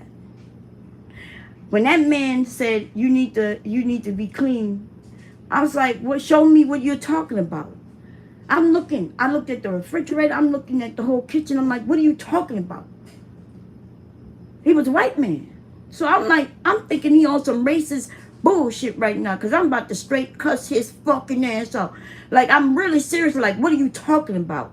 Like, that was my attitude. And that fucking man took this thing and lifted that shit up. He lifted it up and it had a piece that could hold it. And y'all, it was oil like that deep underneath that thing. And you should have saw the look on my face. The look on my motherfucking face was like, what? I said, oh shit, I didn't even know that opens up like that. I can imagine, like, there's places that I lived in an apartment, they had the electric. I think 2 places that I lived in, and everywhere we lived there for a while, except the one apartment, I think. But we usually lived there 10 years plus, right? That's not a good thing, okay? And I'm not bragging about living in an apartment for 10 years, okay? Or the last place we lived in for 16 years. I'm not bragging about that, but I'm just telling y'all, though, when we move somewhere, we there. You see me? We there for some years. What I'm saying, though, I was even at the place where I set the kitchen on fire. We had to been there for, like, at that time, 10 years. That was 10 years worth of grease, and it looked as if I took a whole thing of oil. It looked like as if I took this and poured it underneath there, and it was sitting. It was clear like this. It was clear oil just sitting there, y'all. Like oil had just some kind of way through the years ended up under there, and it was sitting under there like that, like it was water. It may not have just been grease, of course not, right? But probably water from me cleaning the spray stuff I put up there, possibly a lot of little things, right? But that was the grease fire. Okay. So in case you don't know, I hope I was there for 10 years. By then, probably even longer than that. We stayed there for 16 years. This fire happened maybe like 2017, maybe. I think my kids were still in school. They were young. They were young, so it may have even been like 2012. I moved there though in 99. We moved. I remember when I moved there, 1999. So we were there for quite a few years, and I set the kitchen on fire. Okay, so make sure, if you don't know about your stove, do a little research on it, look up on YouTube and see how to clean certain areas. That's all. You don't want to have no fire and be wondering how in the hell you can have a grease fire when you ain't had no grease around, and the grease is hiding underneath the shit. Anyway, y'all, let me show y'all this beef. It's so good. I don't know how much is left. I don't think my sons, I know one of my sons don't eat. Leaky ate a little bit. Here's the pulled pork. I pulled it and everything. Of course, y'all know it's late, so it came out really good. I ended up draining the juice off it. I'm going to show y'all that. Hubby, we made a couple sandwiches. Okay. Hubby said it's very flavorful. Y'all saw what I did with it yesterday. I didn't have to add anything to it. I didn't put any extra barbecue sauce. Y'all saw me make the barbecue sauce from scratch. So, and look, it's not overcooked. It's moist. And it was done in like, I was shocked because I was about to do a video here earlier. But then I went to Facebook and did it, right? I did it on Facebook, but because I wanted to share some things over there. But I was shocked that it was done. I was thinking it was gonna have to go at least an hour or two. So it only took 4 hours. When I started to shred it, it fell off the bone. And I drained, because I'm going to show y'all that now. This is what I drained off it. Remember, y'all got to remember I put root beer in it, remember? That was the only liquid that went in there. It makes its own liquid. And then I added root beer in there. So this is the juices off it. I put it to the side so I can, I'm gonna save this and make something else with this. I could baste the ham with this. This is pork, right? This is, what this is, pork? Yeah. If I wanted to, I can save this for the holidays and I could baste my ham in this, okay? I can throw it away, but why would I? When I could put this in a Ziploc bag. This will baste your ham. Instead of you buying a ham with and some flavoring and injecting all that and spices and stuff like that, you use the spices you already have and you would baste your ham in this. Okay? I can also, there's a few things I can use this as a base of. Okay? And it tastes good. Okay? That's the bone. I put it in there. I am going to remove it. But and see, there wasn't much oil. Remember, I got the fat. I skimmed the fat. So you could tell the fat that still was left because it solidifies when it cools down. So I did a very good job by taking the fat off. I didn't think it was real fatty anyway, though. Y'all saw a little bit that I did take off. And so you could reuse this as in another dish if you want to. Okay? When you make a good base and it really tastes good, you can reuse it, y'all. This is, y'all get this shit anyway. Y'all be buying shit out the can. Y'all don't be knowing where that shit be from. We got to stop. Anyway, I don't know what I'm going to do. I got to think about what I'm going to do with that. Because Thanksgiving is how many months away? This is July, August, September, October, November. 4 months. I'm not saving that for 4 months. Let me taste it. Let me see. I might. Let me see. We're going to taste it. We're going to taste it. The truth is, I probably make another pulled pork by way before then. Okay? Sometimes you got to think about space. I do have a lot of space in my freezer, though.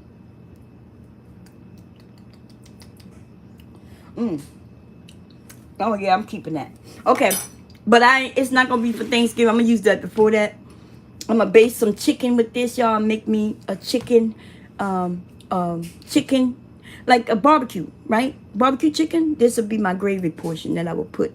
I will thicken this up and it'll be gravy. For those from the South, y'all know exactly what I'm talking about. This is going to go on top of the rice. You're going to have your baked chicken or your baked barbecue chicken.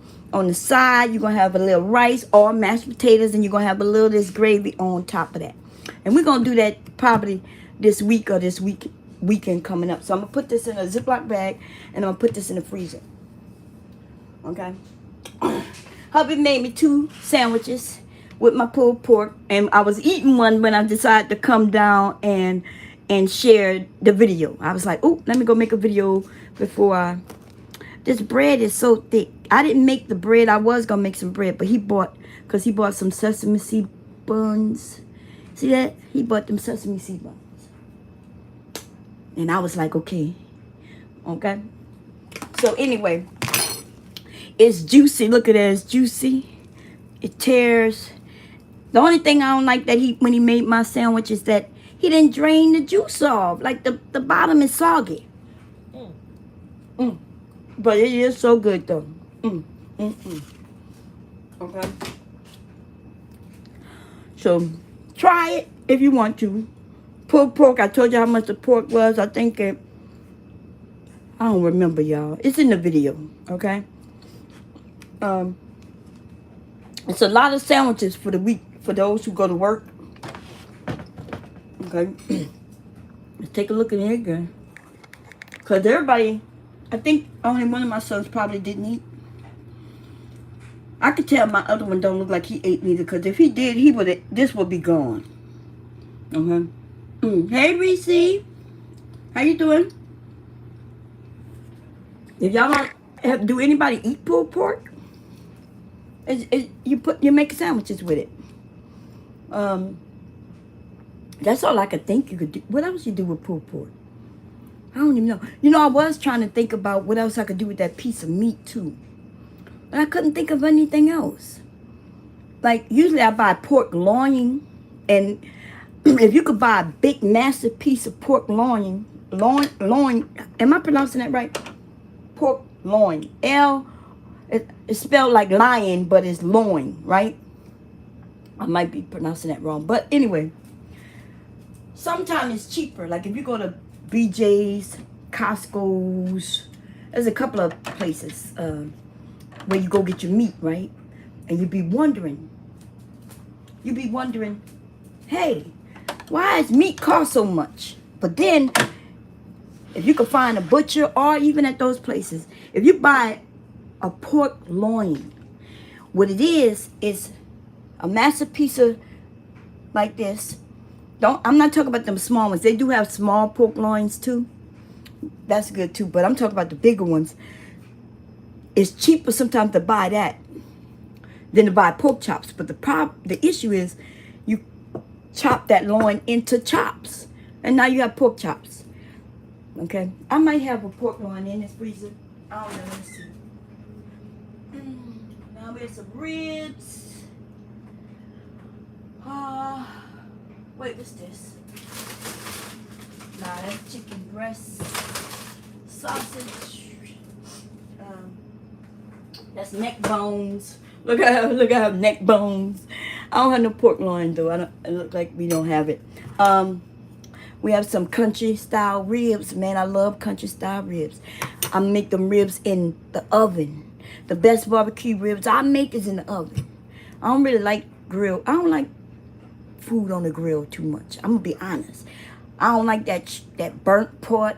I don't like that darkened part. I don't like that smoked taste. I just don't. It's not something I like, and I think it is because I grew up with my mom barbecuing it in the oven. You know what I'm saying? So there's barbecuing, and then there's grilling, and they are different. But I used to think they were the same. So barbecuing, you can barbecue on top of the stove, you can barbecue in the stove, and you can also barbecue on a grill. And then you could grill. We could grill indoors and we could grill outdoors. And how do we grill indoors is with this. Let me see if I have one close by. Y'all see me cook my pancakes on this. This thing heavy. This is cast iron. Told y'all cast iron is the way to go, baby. Okay, I can make many things on this side. Heavy. And you grill on this side. You could grill indoors on top of your gas. I don't know. You can't use this on no electric. If you got electric, forget it, baby. Forget it. If you got an electric stove, forget it. Forget I even mentioned it. I apologize for mentioning it to you, for you electric stovers. And then some of y'all got that nice glass top. Man, I was happy at my last place that I told you where I had the gas fire. They gave me a new stove, baby, and it was that glass top stove. I was so excited. I was like, yeah, we done came up in this bitch, right? Look, they was gonna only, when you in a place, they ain't giving you no new nothing when you written, unless they can't find nothing old no more, okay? Unless you had a connection with the maintenance man, which that motherfucker had he would hit on me every time he saw me. Older white man, right? So something happened to our first shit got to break before they ain't fixing nothing that ain't broken. They ain't replacing nothing that's not broke. So that's just the way it works. If you're gonna get it in an apartment, you better make sure they got some new shit in there already. Okay? You got some new shit in there?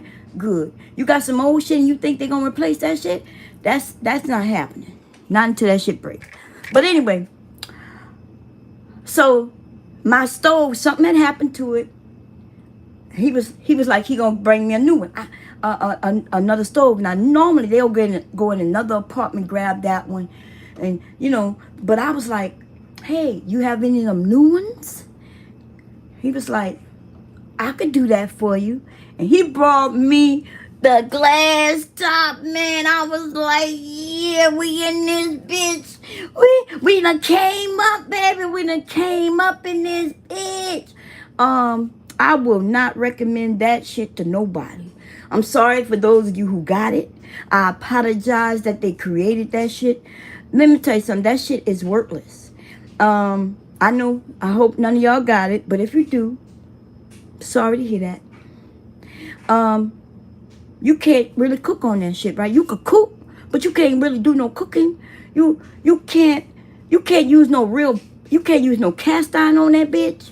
You can't use no heavy real pans on that shit. I'm shocked that you could cook anything on that shit, okay? Like if I know that shit ain't worth shit, baby. Listen, it was the worst thing ever. I had to rethink, like, Bomb, what was you fucking thinking about when you asked them for this shit? Oh Lord, I couldn't use nothing. So as soon as we moved here, y'all, I got all my cast iron back, baby. Look, if I see cast iron in the Goodwill, and I'm gonna tell y'all where to go get y'all pans, pots and pans. Go to Goodwill or go shopping. What is it called? When you go yard sales. Okay, I'm gonna show you some of my. Don't buy this cheap shit I bought years ago. Look what happens to it. You know why this happened? I didn't know why this happened. Hubby used to tell me, but I wasn't listening because he wasn't explaining. This is one of them sets from like Kmart back in the day. You know, white sale. Y'all know where they put the pots and pans, the towels, and everything on sale. Y'all know what I'm talking about. Y'all have heard about it, right? But see, these type of pots are they say non-stick. But when you use non-stick, this is what you also have to use. Y'all may know it. I didn't know it. You remember I grew up from a different time. You have to use silicone spatulas and spoons.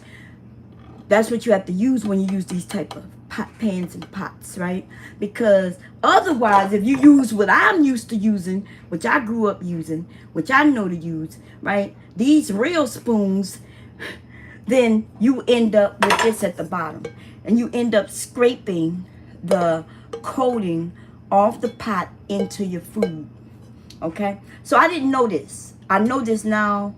This pot is only used for like boiling hot dogs or some shit like that, right? Boiling water. We don't cook in nothing like this. But anyway, it was a cheap, but they wasn't cheap. It was a whole set for like $75, which is too expensive in my opinion for this cheap ass bullshit. This is not a good pan. This is a real pan, baby. This pan is thick. The walls of it is thick. Look at that. This is a thick pan. This is called a saucepan. And these pans are expensive though. I got this from Goodwill. I got that one from Goodwill. We got this one from Goodwill. People just be that's them rich white people will go. You got three.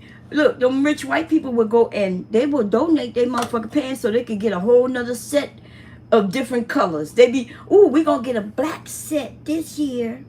Next year they gonna get a burgundy set of pots and pans. Ooh, they got a pots and pans set in their favorite color green. And they get rid of these good ass pots and pans.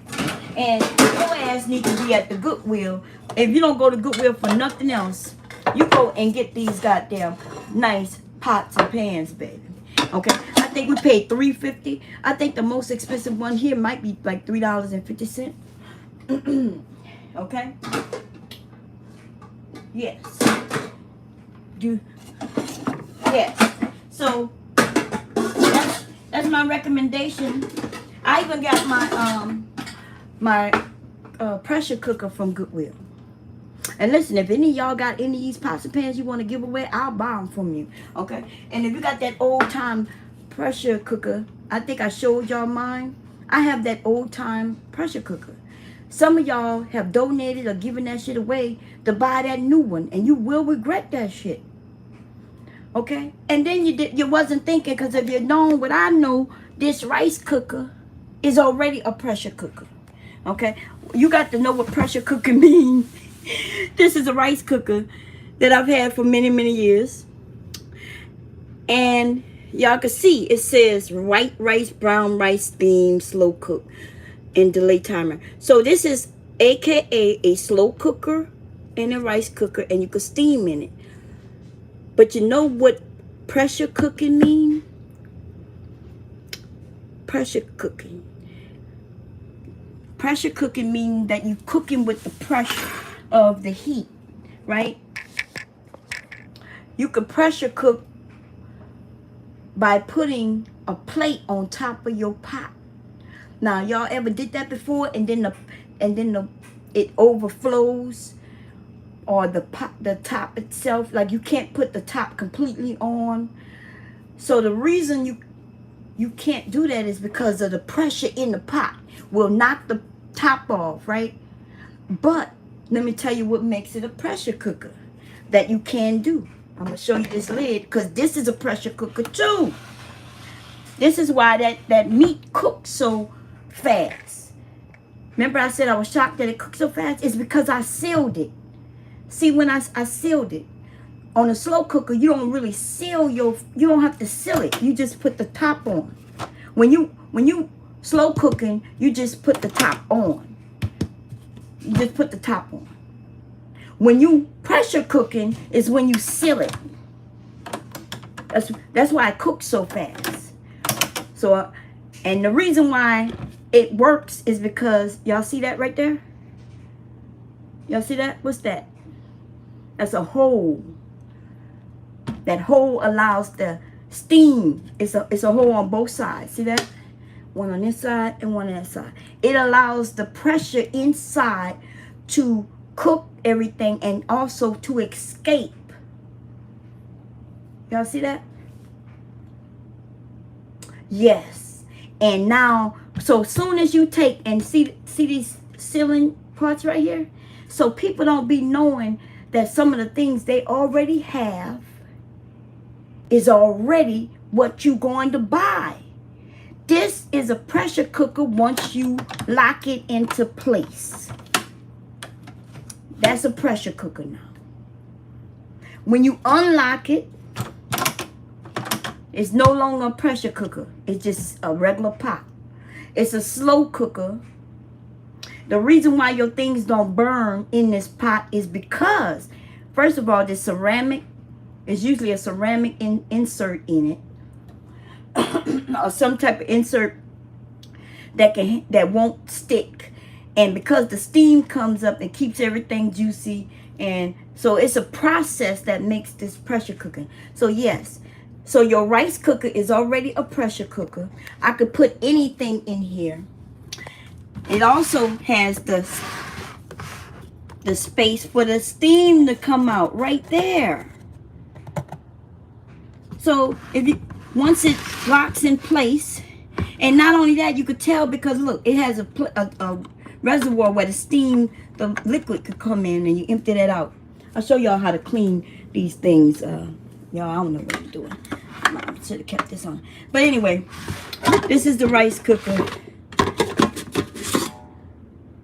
So nothing to burn in here because there's this, and then there's an insert. I have a couple of inserts. Okay. So this is already your pressure cooker. And you just put it on the time and how long you want to cook. So when you slow cooking with this one in particular, let me see, it's on.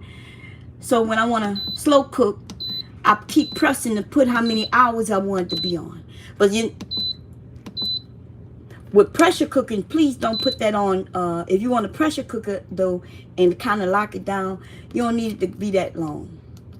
But you can, and it won't stick. Wait, I'm gonna turn this off. Okay. You don't have to buy a pressure cooker. And if you get a pressure cooker, have y'all ever, anybody got the pressure cooker here? Anybody bought the one? That shit, I remember when it was almost $200. I remember. They might be still like one something. Might be still $200. I don't even know. What I would tell you though, when you buy the pressure cooker, guess what else it has on it? Steam, cooked rice. It says cooked vegetables, but it really means steam, and it may actually have steam on it. It's the exact same pot. But you buy the rice cooker for $30, and you buy the pressure cooker for $170. And it's the same thing. It's the same thing, y'all. A steamer, there you go. What's going on, Cola, my sister? Okay, let me see. Yeah, I leave the big stuff in my kitchen closet because it's definitely accumulates. I know that's right. Man, this shit is accumulating all over my goddamn house, y'all. I got a baker's rack that no longer fits in the kitchen because we bought this new refrigerator, and we had to buy this new refrigerator. It didn't fit where the refrigerator fit. Y'all see the new refrigerator. Remember, people was like, you ain't got no stainless steel.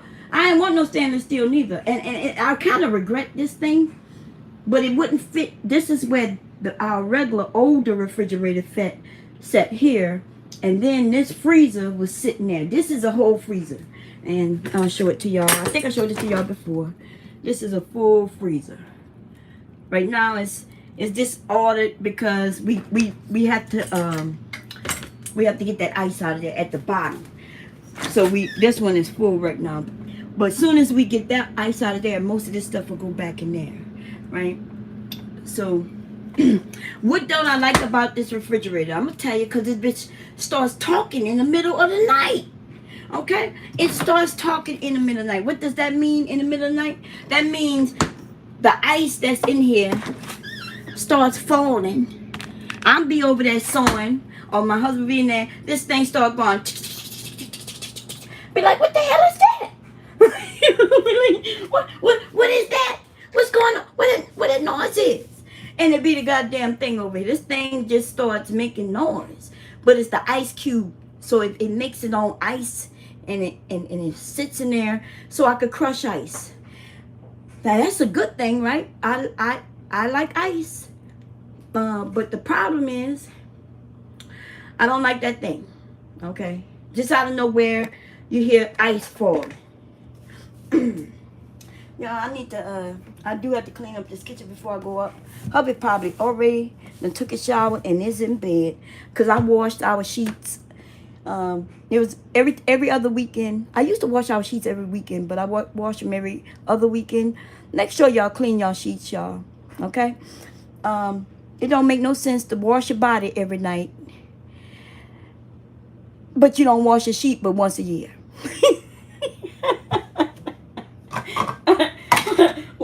Wash your goddamn sheets, okay? Just throw them in the wash. Now, if you don't have a wash and dry, I understand it being a little more difficult, but you can wash sheets on in a sink, okay? I'll show y'all if y'all need me to. I hope y'all don't need me to. Please tell me you don't need me to go that far, but I will. I'll show you how to wash your underwear in the sink if I need to.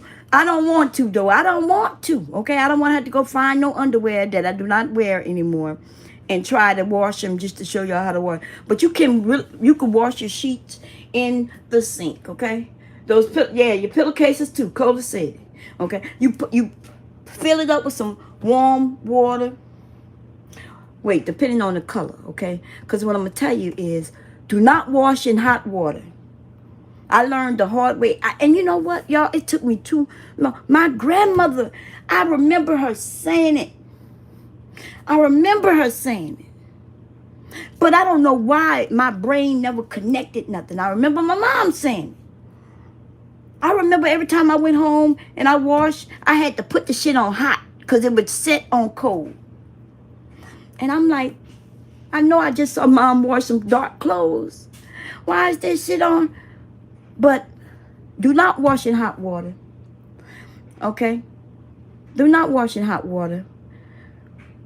Do not, in fact, put it on tap water if you have that option, because I do. I didn't used to have that option. I used to only have cold and hot. Cold, hot. Maybe warm. I think I used to have cold, warm, and hot. Okay? Do not ever wash on hot. If you're going to wash on hot, you're washing it by hand. Okay? And remember, if you wash it by hand, you definitely not gonna have it that hot, right? You're trying to kill germs and shit. That's some bullshit. Anyway, listen. I used to wash my whites, and you could tell that this is one of those things. Look, we're gonna look at it. This is a clean towel, but it got stains on it. That's why it's in the kitchen. It's a kitchen towel now, y'all, because it's a stained towel, okay? So when you wash and you think the hot water is going to really wash your whites, that is not what happens. The hot water is going to set any stain that's there, it's going to set it in place forever and ever and ever and ever. That's what hot water does. Okay? You take your towels, your socks, and everything like that, and if you want to put bleach on them, you can. That's up to you, right? They have other things, but do not put it in hot water, because any stain that's on any one of those garments in that same wash, if I put this with a clean white towel in the wash and I wash it in hot water, stains gonna go from here to that other garment, and then everything gonna end up being this color. But if I wash this in a pile of other white clothes, which I would not do, first of all, don't do that. But if I did this in white and in cold water, then this would not run to that and set in anything. Okay, this is set forever. I'm never gonna be able to get this white again. Okay, and this was a brand new towel. Like when it was brand new. I had it for a few years now, but what I'm saying is this got washed with socks. and you could tell. Don't it look like a dingy sock? I'm not lying. How do a towel that you don't really, do anything with except wash your counters and shit, how does it end up looking like a dirty sock? Because it was washed with socks and it was washed in hot water. And now it looks like the socks. And what's weird about the sock is that only the bottom part, all the socks was brand new. And the bottom socks get dingy because, it scrapes against the bottom of your shoe and shit like that. So it gets a little dingy. But if you wash it, it'll go back white. Unless you wash it with hot water. And then everything turns gray. So that's a lesson I hope y'all take heed to. Don't wash in hot water. Wash in cold water. Yeah, that's why when you tie-dye shirts, you do it in hot water. There you go, Reese. I know it's cold. But this is what's weird, right? I'm explaining things that maybe some of y'all think I shouldn't explain. But the reason I'm explaining because I, at one point, didn't understand it. Because to me, it makes sense that hot water is going to clean it, baby. Hot water is going to clean it, and it's going to remain clean, and hot water is going to do it. I don't know why I thought that. Like, I don't remember ever hearing that anywhere, except I think I read that somewhere with the same people who want you to continue using their laundry detergent. Right? The same laundry detergent that will ruin your clothes. Yeah. Yeah. Because you could use baking soda in your clothes, y'all. You put some baking soda in your laundry and it'll wash your clothes. If you have, now if you want some scents in your clothes, that's when you buy that expensive shit that tell you it costs like $32 for some shit like this. Let me see.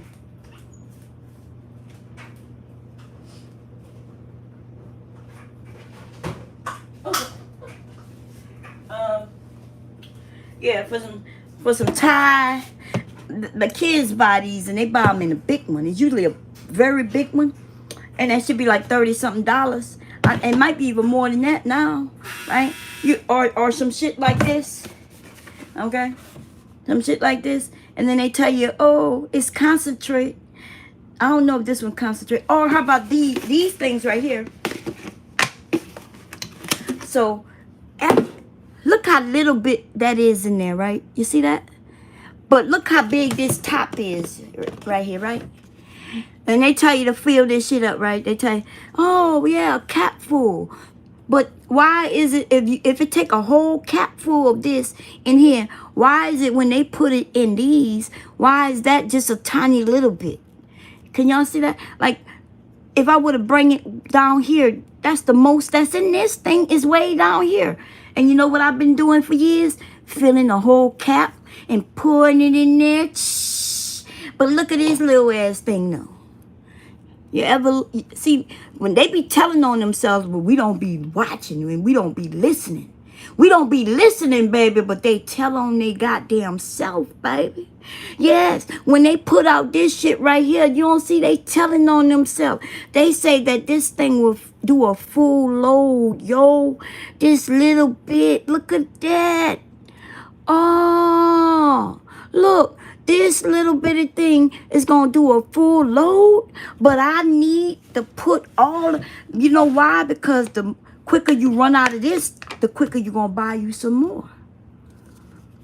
Yeah, baby. But I don't be paying attention, that's all. And then I'm broke, okay? So I'm poor, I got to pay attention. I got to pay attention to all my pennies, baby.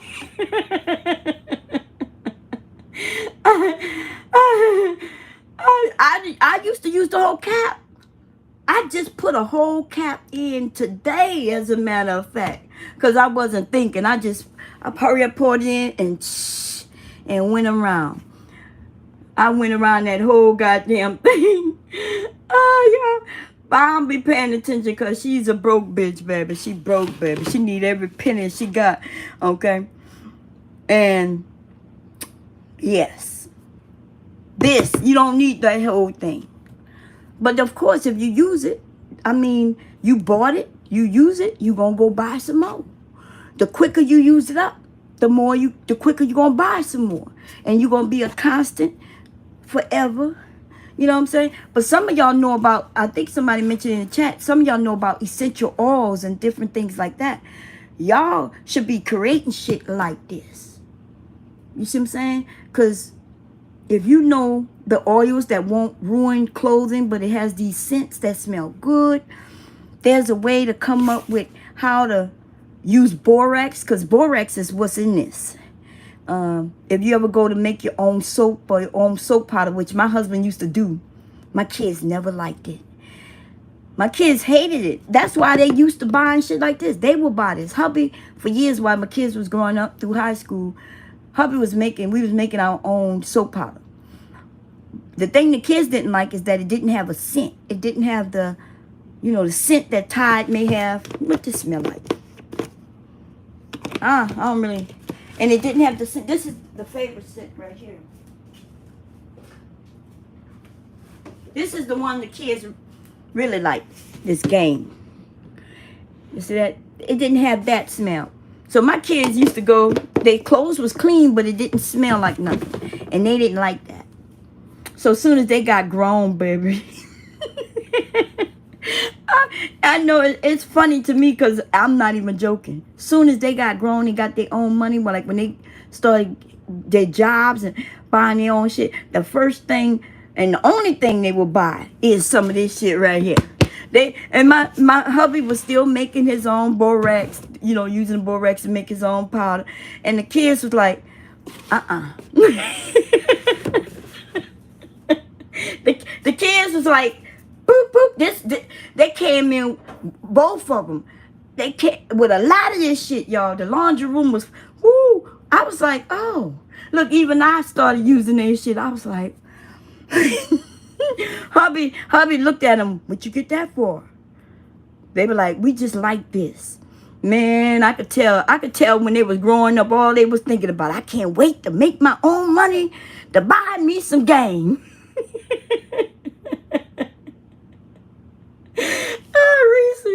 Reese said, I hated it, but now I do the same thing. And she said, my mom used to buy that detergent that didn't smell like nothing. I know, man. I could tell, man, when I saw them come in, they went shopping. They were so happy and excited because they went by themselves. Now they old enough to drive. Both of them was old enough to drive by then. And they went shopping and came back with a lot of this shit. This shit stay on fleek. It stay on stock in this house. Because them boys that I got are the men. But they my boys, you know, because they my sons. But they men. That's why we got all this. And I got a few more. They still stay stocked up on this shit. It must have affected their childhood desperately bad. Look, they always had clothes, but they ain't always have gang, baby. So they gonna make sure they got gang. I'll be back. Oh, man. That's crazy. We done hurt. Look, my kids gonna get before a therapist, and they gonna talk about how they used to go to school with their clothes being clean but not smelling like gang. Well, my mama, they were so mean. My parents, they were so mean. Well, tell me what they did to you. They made me go to school with clean clothes, with no scent. With no scent. Wait, they did what? They had no scent to my clothes. I didn't get to smell like the fresh breeze of the summer eve. But like, that's my kids, yeah, that's what they suffered through. Their traumatic experience was the lack of scent. Oh, baby. Yes, that was their traumatic experience right there. That they never went out the house smelling like anything. Okay? Like anything. They just was freshly clean, just clean. The clothes had no stains except their socks and their t-shirts that I washed with hot water. But we're not gonna talk about that, okay? We're not gonna talk about that. That at least nobody can see that, right? They mama done fucked them up with dingy, brand new socks that's dingy because as soon as she washed them incorrectly. And on top of that, they had no smell to them at all. Y'all, I be looking at my kids sometimes, and I be wondering, like, all the shit I done for you. Kids will find something, y'all. It's going to be something. And they going to think they live the worst life ever. I want something, man. He be like, yeah, back when we had it hard. Like, dude, what are you talking about? Man, I am so serious. And when I start asking him, like, boy, what you mean when you had it hard? Mom, when we had it hard. I'm like, what you talking about? He like, I remember that time you was on the phone with the electric company. And you was like, you had to make a payment arrangement. I was like, yeah. I said I made the payment arrangement. He was like, yeah, that's what I'm talking about. Like that time. Like, boy, what is you talking about? I'm still making payment arrangements today. Look, it would have been something different if he would have said, yeah, back when we didn't have no electric. We ain't had no electric. We ain't had nothing. His complaint was we had it hard because I made a payment arrangement. And he making it seem like I still don't make payment arrangements today. I just called the cell phone company and made a payment arrangement with them just last week. I was like, look, I know the payment is due tomorrow, but I can't pay you until the 12th. And they said, okay, Miss Edwards. I said, okay. Shit, if y'all don't know how to make no payment arrangements, I don't know how you're living, baby. Okay? That show is not a hard knock like that. That's called life, okay? You You make your arrangements. If your credit is good, if they know that you're going to abide by your arrangements, then you can make them every month if you have to. Okay? My kids need some shoes, and I put the shoes before paying the cell phone bill because I knew that I can make the arrangement, push it out a little further, buy the shoes, and then I can pay the bill in 12 days. I know all these companies are how everything work, y'all. The cell phone, they'll let you push it out. They'll let you push it out 20 days, but if you go over 21 days, they're going to tell you we can't do it. Ma'am, like, so if today, let's say today is the 31st, and I tell them I can't pay the bill until the 21st. And they're going to say, well, nah, we can't do that. But then if I say, well, I could pay it on the 20th, and they're going to say, okay. Oh, you're going to pay it on the 20th? Okay, yeah, we could do that. But see if I say I can't pay it till the 21st, though, they're going to tell me they can't set up that arrangement. And the reason, because they can only go 20 days out. They can't go 21 days. They can't go 20 days, 20 and a half a day. They can only go 20 days. So I could push it out to the 20th. Then we got Xfinity, right? Xfinity, they'll let you push your shit out 15 days, but you can't go 16 days. That's an example. I don't know what the exact days are. I had to go and look at my notepad. But that's how some of these companies do. You know, back in the day, y'all, you used to can pay a bill. Let's say the bill was $100, and you make a payment. And that payment will say that you made a payment. That means if you owed $100 and you only gave them $1, and they accepted that $1, that means you made a payment. The $99 is going to go to the past due. They're going to charge you the late fees and all that shit. But you won't be in delinquency, and you could keep your credit good. See, because that's why some of the companies started sending people their money back, y'all. I remember back like in the early 2000s, they started sending people money back. Like, people had a bill for $200, they sent $20. If they accepted that $20, that showed that you made a payment. And they cannot put it late on your credit because you absolutely made a motherfucking payment. The motherfucking companies started getting smart. They was like, you sent them a $20, you owe $200 and you sent me $20? Nah, bitch, I'm returning that check back to your ass. They were returning people payments. Black people, look, y'all, we have learned how to use the system to our advantage the best we could. The best we could, but they always, you know, would go and fix that loophole. They always fix loopholes that we find, all right? But they can go 3, 2 for months on that $1. That is true, man. Back in the day, you was able to get away with things like that, but now computers there's a lot of shit you can't get away with no more. And it's gonna be harder for people. That's what making it harder for people. It's not the idea that people don't really have the money, because you rob from Peter to pay Paul. Y'all ever heard that saying, rob from Peter to pay Paul? That means you had this bill and this bill. You can't pay both of them, so you have to figure out which one you can. And you might, robbing from Peter doesn't mean taking from them. It means not giving them all their money. You take some from here, this payment that you need to pay them, you take some of that to pay Paul.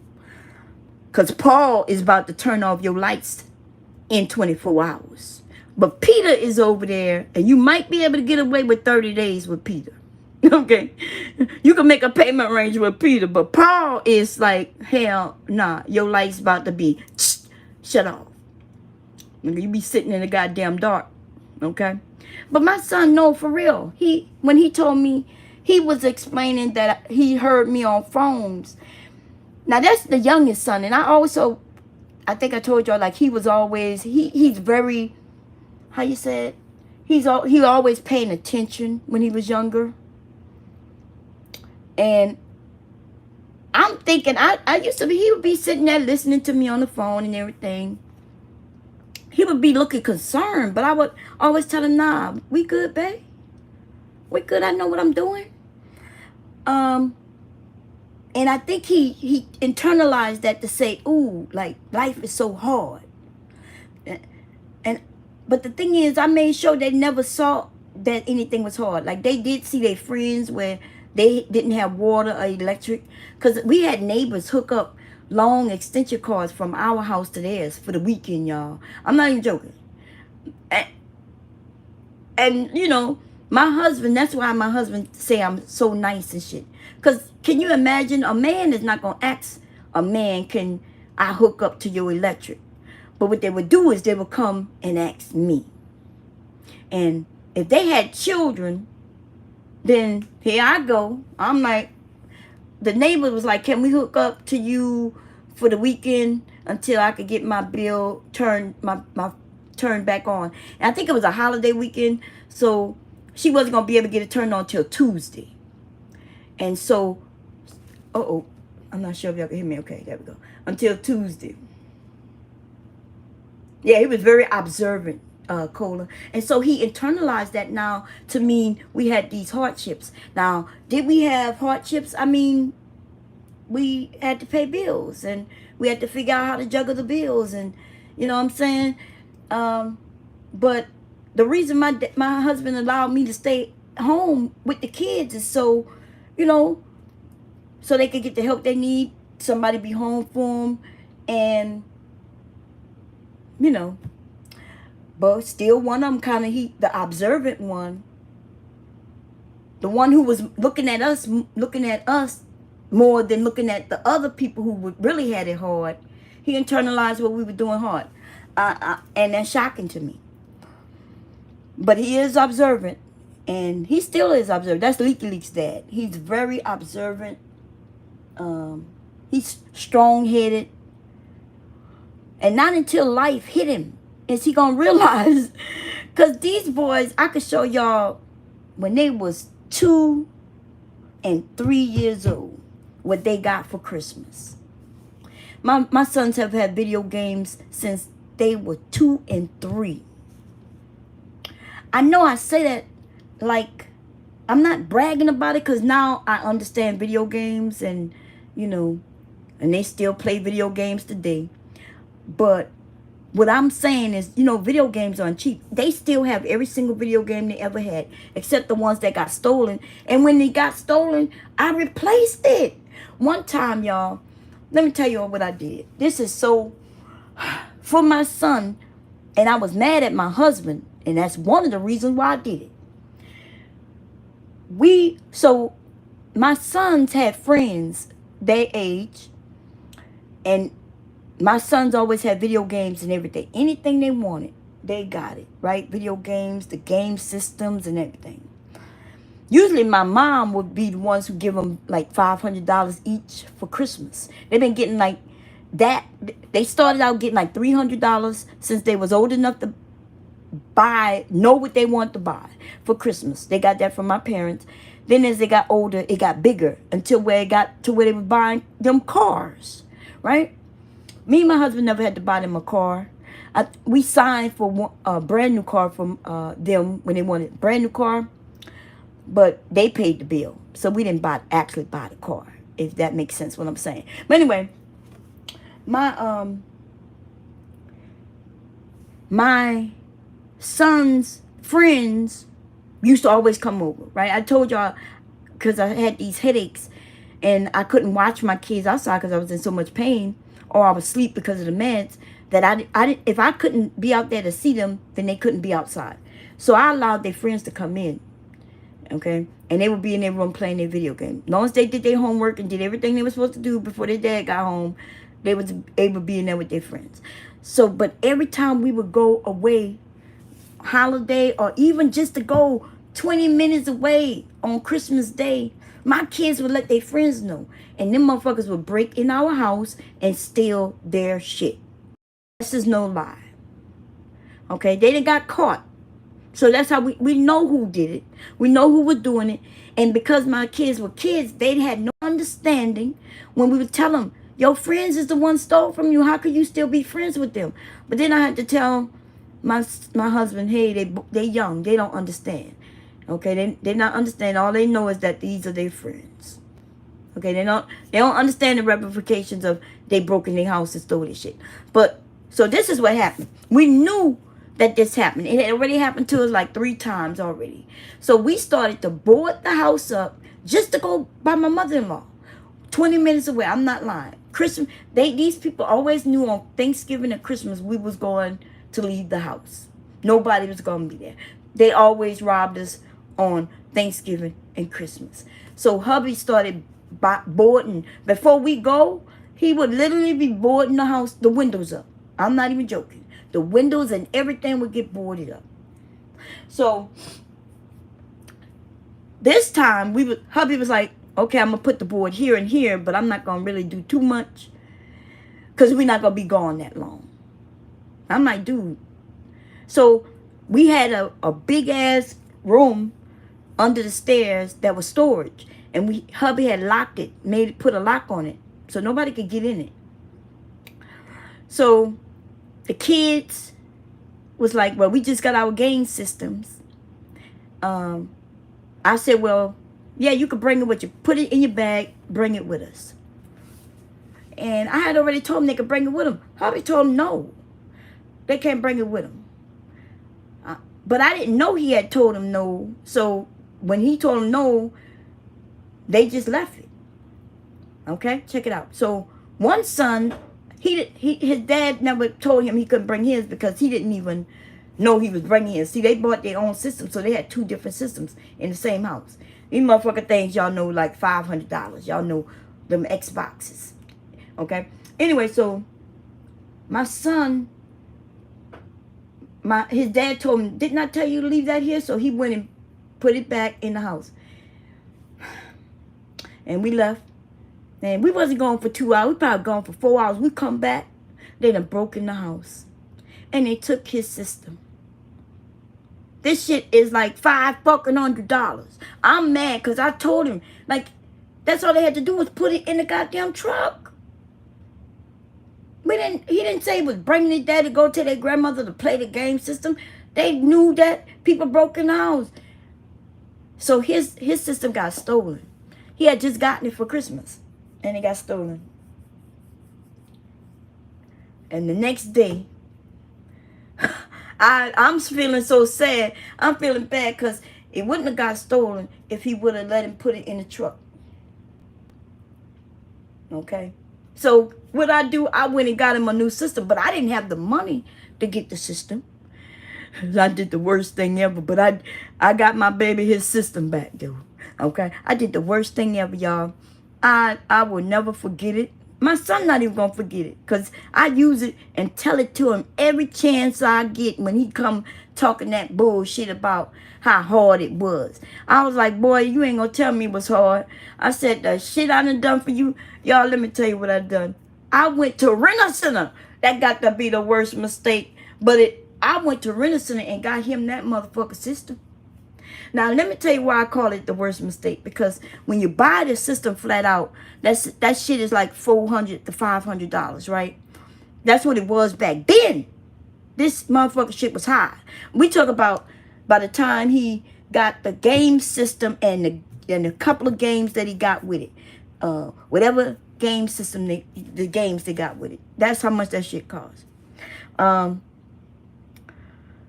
I go to Rent-A-Center and they tell me, oh, you could pay $100 and something a month. But you're going to pay this shit for what? 18 months?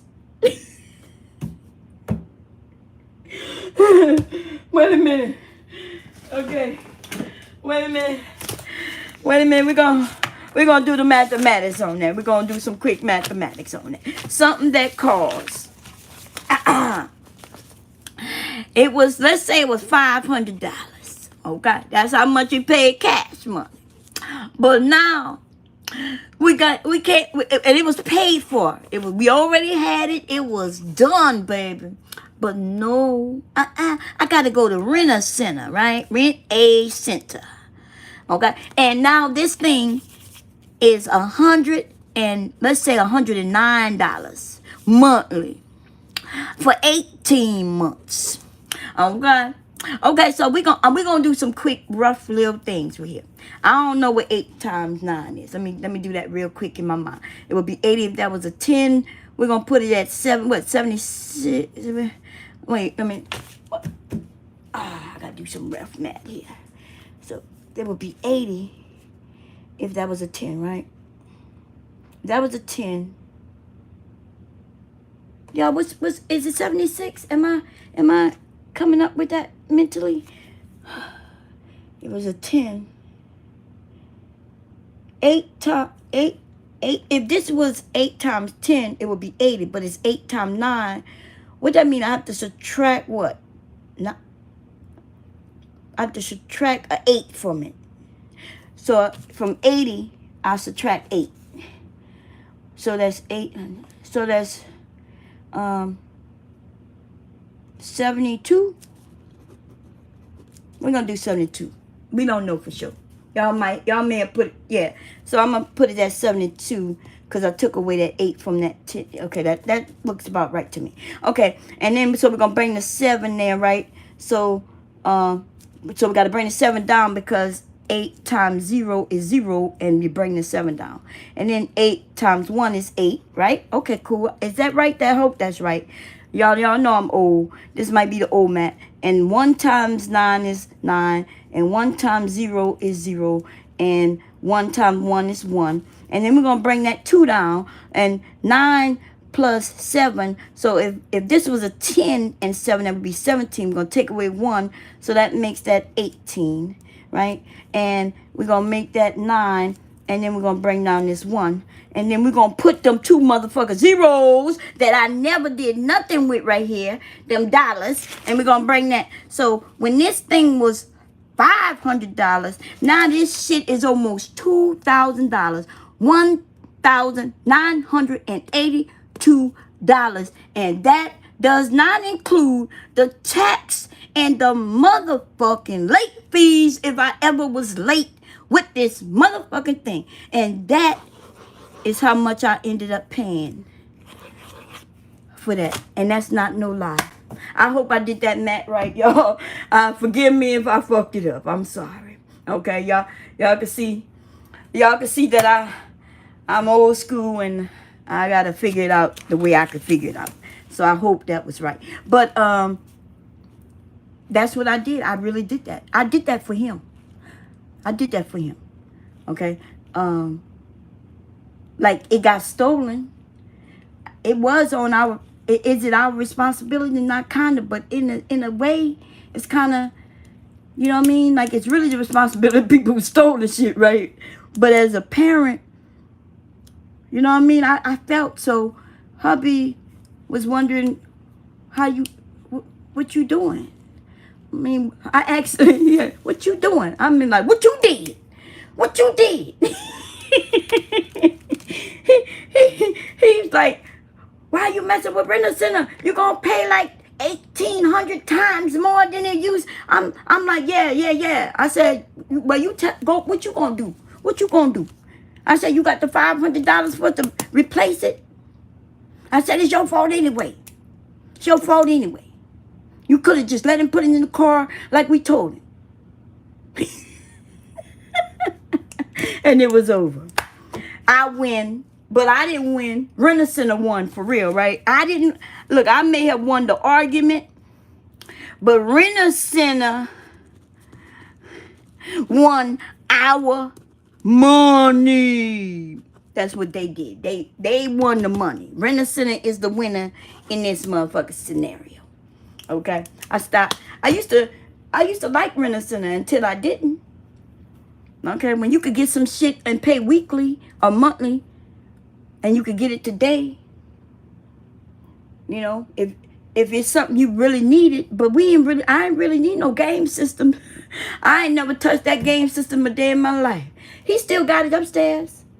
He still got it. I told you, they don't give them away and they don't throw them away. They got everything from the Dreamcast. I seen it the other day, the Dreamcast. One of my sons have them stacked up in his closet at the top. All neat and shit. Dreamcast, the Nintendo, which was a Super Nintendo, I think. I think that's the first one. Then they had them little, we bought in them little things. That shit cost just as much as the big ass thing. They were like $300 for them little handheld Game Boy things. And they got stolen. One of my sons got his stolen by one of his friends. We didn't replace that. I took it from my other son. So my oldest son, friend, he let the friends in. Okay, and he knew to watch his, but he didn't. His brothers was in the room too. See, so the oldest son kept his protected and let his friends come in. And when his friends left, my oldest son made sure he had his, but what he didn't do is make sure that his brothers were still in that goddamn room. They shared the room. So when they stole my youngest son's one, when my oldest son was in the room, then guess what I did? I took the oldest sons from him and gave it to the youngest son. And that's what happened.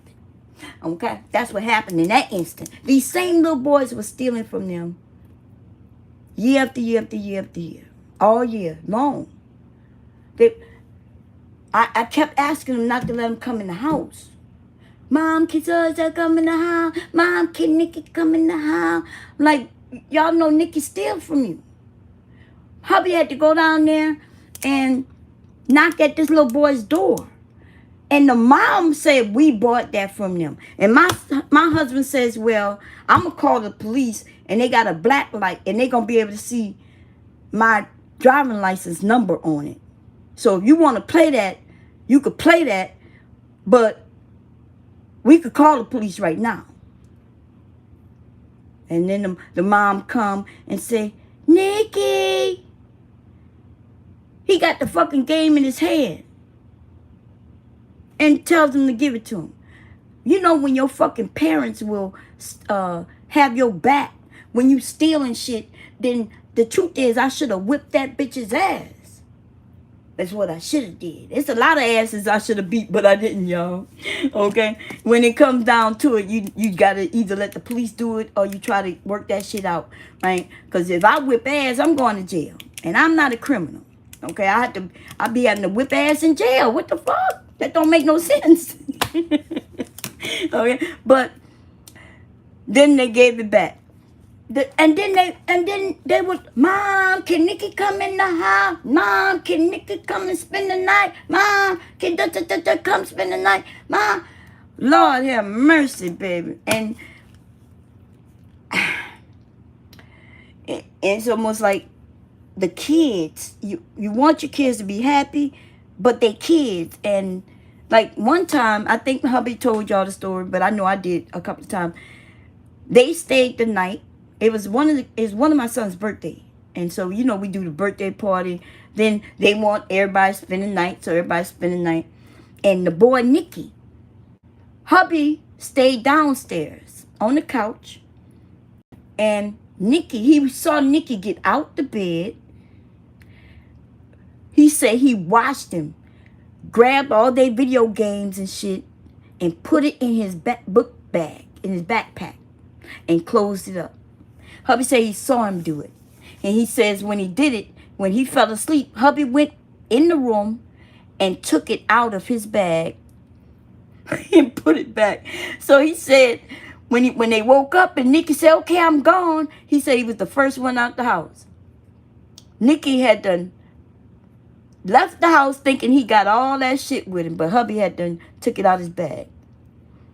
That's the kind of shit we used to have to do. Like when they started staying the house, staying the night, I had to remove the knives. I removed the knives out of my knife block, and I put it in drawers, thinking, okay, because we got motherfuckers in the house I don't even trust.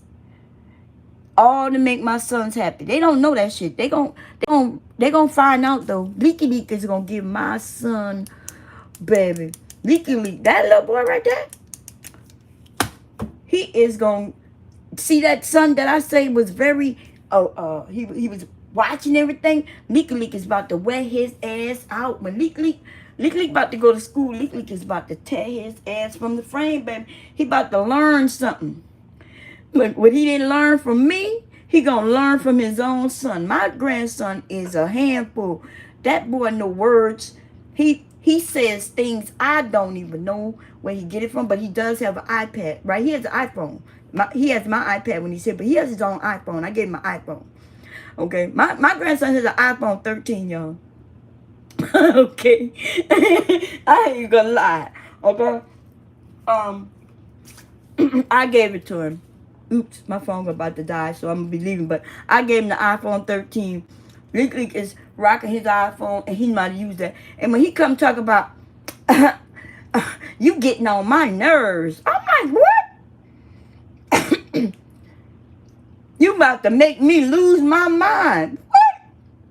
He told me that. He said you about to make me lose my mind. I looked at him like, what? That's what it is? Because I don't know where he get that from. And so I started telling him, oh, you losing your mind? But let's find it. And I make him search around the house. I made a game out of it. Like, let's look around for your mind. Because I want him to stop using those terms. He's about to go to school. I don't want him telling no teacher that she getting on his nerves.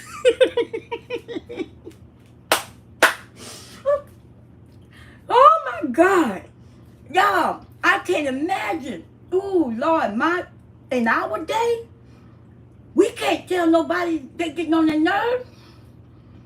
Yeah, he does live in another household. Y'all know, y'all never even heard me use those terms. I've never told nobody ever in my life that they're getting on my nerves. I ain't never tell nobody they about to make me lose my mind.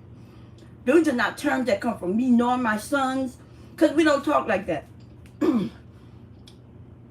My grandson, girl, y'all should have saw him too. He had the whole body vibes, like, you getting on my nerves. I was like, whew. Back in the day, y'all know what would have happened to us? We would have got smacked. We would have got straight smacked into orbit. Bam! That's it. Licky Lee looked at me, and I looked at him, and I said, what? And in my mind, I saw his ass flying out in orbit. But I said, I'm not like my grandparents, my parents. So I'm a new type of grandmother. But I thought that his ass should have been in orbit. Okay, I should have, if I would have smacked it out of him, he wouldn't have never used those words again. So I came up with a clever way of getting him to playfully and know that it's a play thing. So once you teach him that, he don't play with the teachers and stuff like that. So I came up with that way. I don't know if it's going to work or not. But the truth is, if I would have smacked the shit out of him, I bet you never use them words again. I'm gone, y'all. Look, I know that sound harsh, but y'all know it's true, though. Y'all know it's true. If I would have smacked them fucking words straight in his back, in his mouth, so he could taste them words and realize them words is not to come out his mouth again, I bet you he would never use those words until he's old enough to defend for himself again. But see, we have become a whole community of, we got to baby these little motherfuckers, okay? Look, I love him. He ain't a little motherfucker. But when he gets smart, though, he might become a little motherfucker. Especially if he do it in front of some people. Now, I ain't gonna lie. I can handle this shit when it's just me and him, and I'll talk to him and, play with him and try to get him to understand. But you're right. He's in 2 households. He's not just in 1 household, right? So even, but if I smack the shit out of him, though, I bet you he'll never, them words he ain't gonna say them in nobody's household. As soon as the words try to come out his mouth, he gonna think of that motherfucker smack. One time, look, you ain't got to smack him a lot, but I can't let him do it over and over and over again and then smack him, because it confuses. But see, soon as the words come out, soon as the words escape like this, and then you smack that fucking words back in his mouth, bam, and then he would realize, wait, I must have did something wrong. And then you tell him, yeah, what you did wrong is that you used them words. Okay? You're not grown. And then he would know. But now, I don't know. I don't know how you gonna do in school when it comes to dealing with the teachers and shit like that, y'all. Look at a little smart one talking about you getting on my last nerve. I don't even know what the hell that means. I'm getting on your last nerve. I tried to use the sympathy thing on him. That works when I be like, oh, you hurt my feelings. And then I act like I'm crying. And he'll say, oh, I'm sorry, mom. But then when he want to play, he'll tell me I get on his nerves. So he using it like a play thing. And I don't know if y'all got any suggestions on how to stop that. Because you know what he could do at home, he's going to do in school. I don't know if y'all know that. The thing that parents allow at home, kids do in school. You can't tell them they can curse at home, and then when they cursing at school, you tell them, oh, you shouldn't curse at school. That confuses a child. Because, you know what I mean? So, I'm telling him, hey, because he hear me say words. Like, he used the N-word the other day. I'm so embarrassed by that. Even the story I'm telling y'all, he used the N-word. Y'all know I use the N-word, but I don't use the N-word with the family, but I do use it online, and he do be listening to me, right? So he used the N-word, and so I had a conversation with him about the N-word, and I was so embarrassed because I know for a fact that he heard me say that word, right? And now I got to figure out how to talk to him about it. I told him, he said that word, y'all. He said that word. He was listening to me the other day when I was talking about how somebody used the N word with the hard ER. And he must have heard me. He wasn't even in my room. He was in there with his daddy. But apparently, maybe he came to the room and I didn't see him because he know how to open the door and shit. I don't know. But I don't know. He could have been even in the room listening to me on YouTube. That little boy is smart. I don't know how, but he heard me say the N-word, so I can't deny that, right? I can deny lots of things, but I cannot deny that he probably got that N-word from me. And I got to figure that one out. I got to figure. So if y'all have any suggestions, I'm going to try my best to stop using that N-word because of my grandson. Because that's a difficult conversation right there. You can't have him going around calling people the N-word. Y'all do know my grandson is biracial, right? Y'all do know that? Do y'all know that? He's biracial. Okay. So his mom is black and Spanish or Puerto Rican. Now, don't get me. I don't know the terms that she used, right? But her dad was black. Her mom was Latino. That's what she says. Or Spanish or Puerto Rican. I think she said they were from, can't remember. But I'm going to find out. But anyway, and due to that alone, I can't have him using the N-word. You know what I'm saying? I can't do that. That's not right from him. That's not right for anybody he may say that word around. It could be really inappropriate. And so I'm gonna sit down, play some games with him, and we gonna educate him on that word. Y'all see what I'm saying? So, cause I cannot. I feel bad. I feel bad. I really feel bad about that, and I do have some responsibility in that. And so we gonna figure it out. We gonna figure it out, y'all. If my grandson go to school using the N-word, I ain't gonna know what to do. The teacher be like, he used the N-word. I'm gonna be, in my mind, I can't even tell him he wrong. You know, I could tell him he wrong, but I can't tell him he wrong. I'm gonna have to figure out how to, and I'm gonna talk to his dad and his mom about it, so we can all come together on how do we fix this if I see it to be a problem. You know what I mean? Because I feel bad about that. That's my fucking fault. Anyway, y'all, look, I love y'all. I gotta go, y'all, because my phone about to die anyway. Hubby probably done took a shower, went to sleep. He ain't had no attitude. He ain't called for me, though. So that means he probably good, okay? I was supposed to help him go to sleep. It's the weekend. So he ain't bothering me, and I ain't gonna bother him. What did old girl say? I ain't got no nigga, and no nigga got me. What? Man, that's my shit right there. Look, I'm over here like, I look, I ain't got no nigga, and no nigga got me. Victor Hart said your grandson has the right to use. My grandson don't have no rights to use nothing when he ain't got no goddamn rights, because he's an infant. He's a child, a toddler. Okay? We got to stop acting like motherfucker. My grandson told me this is my life. I'm not joking. Y'all, this one just came to me. He told me this is my life. Where he get that from? He said, this is my life. He must have heard somebody say this to somebody. He said, this is my life. I said, boy, you ain't got no life. You could barely wash your own ass.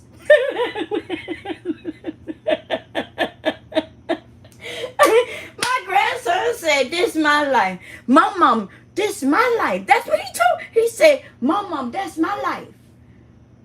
Look, boy.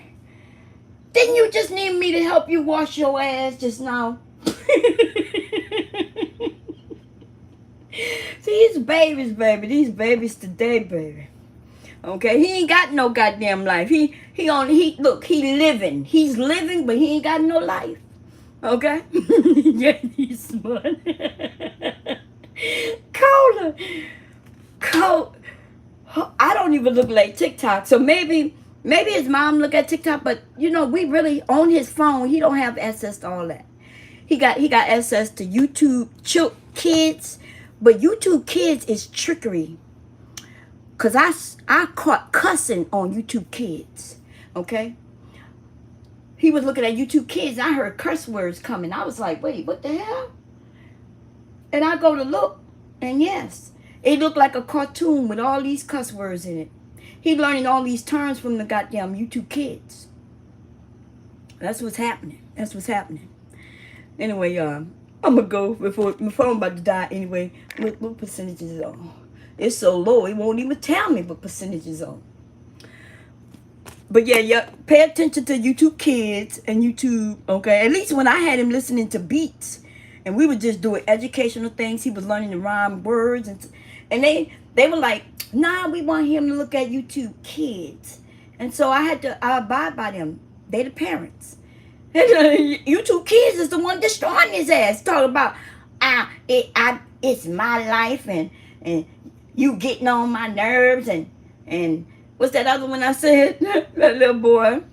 I don't even like him watching YouTube, but the other parent turned him on to YouTube. I know that's right, Cola. YouTube could be good.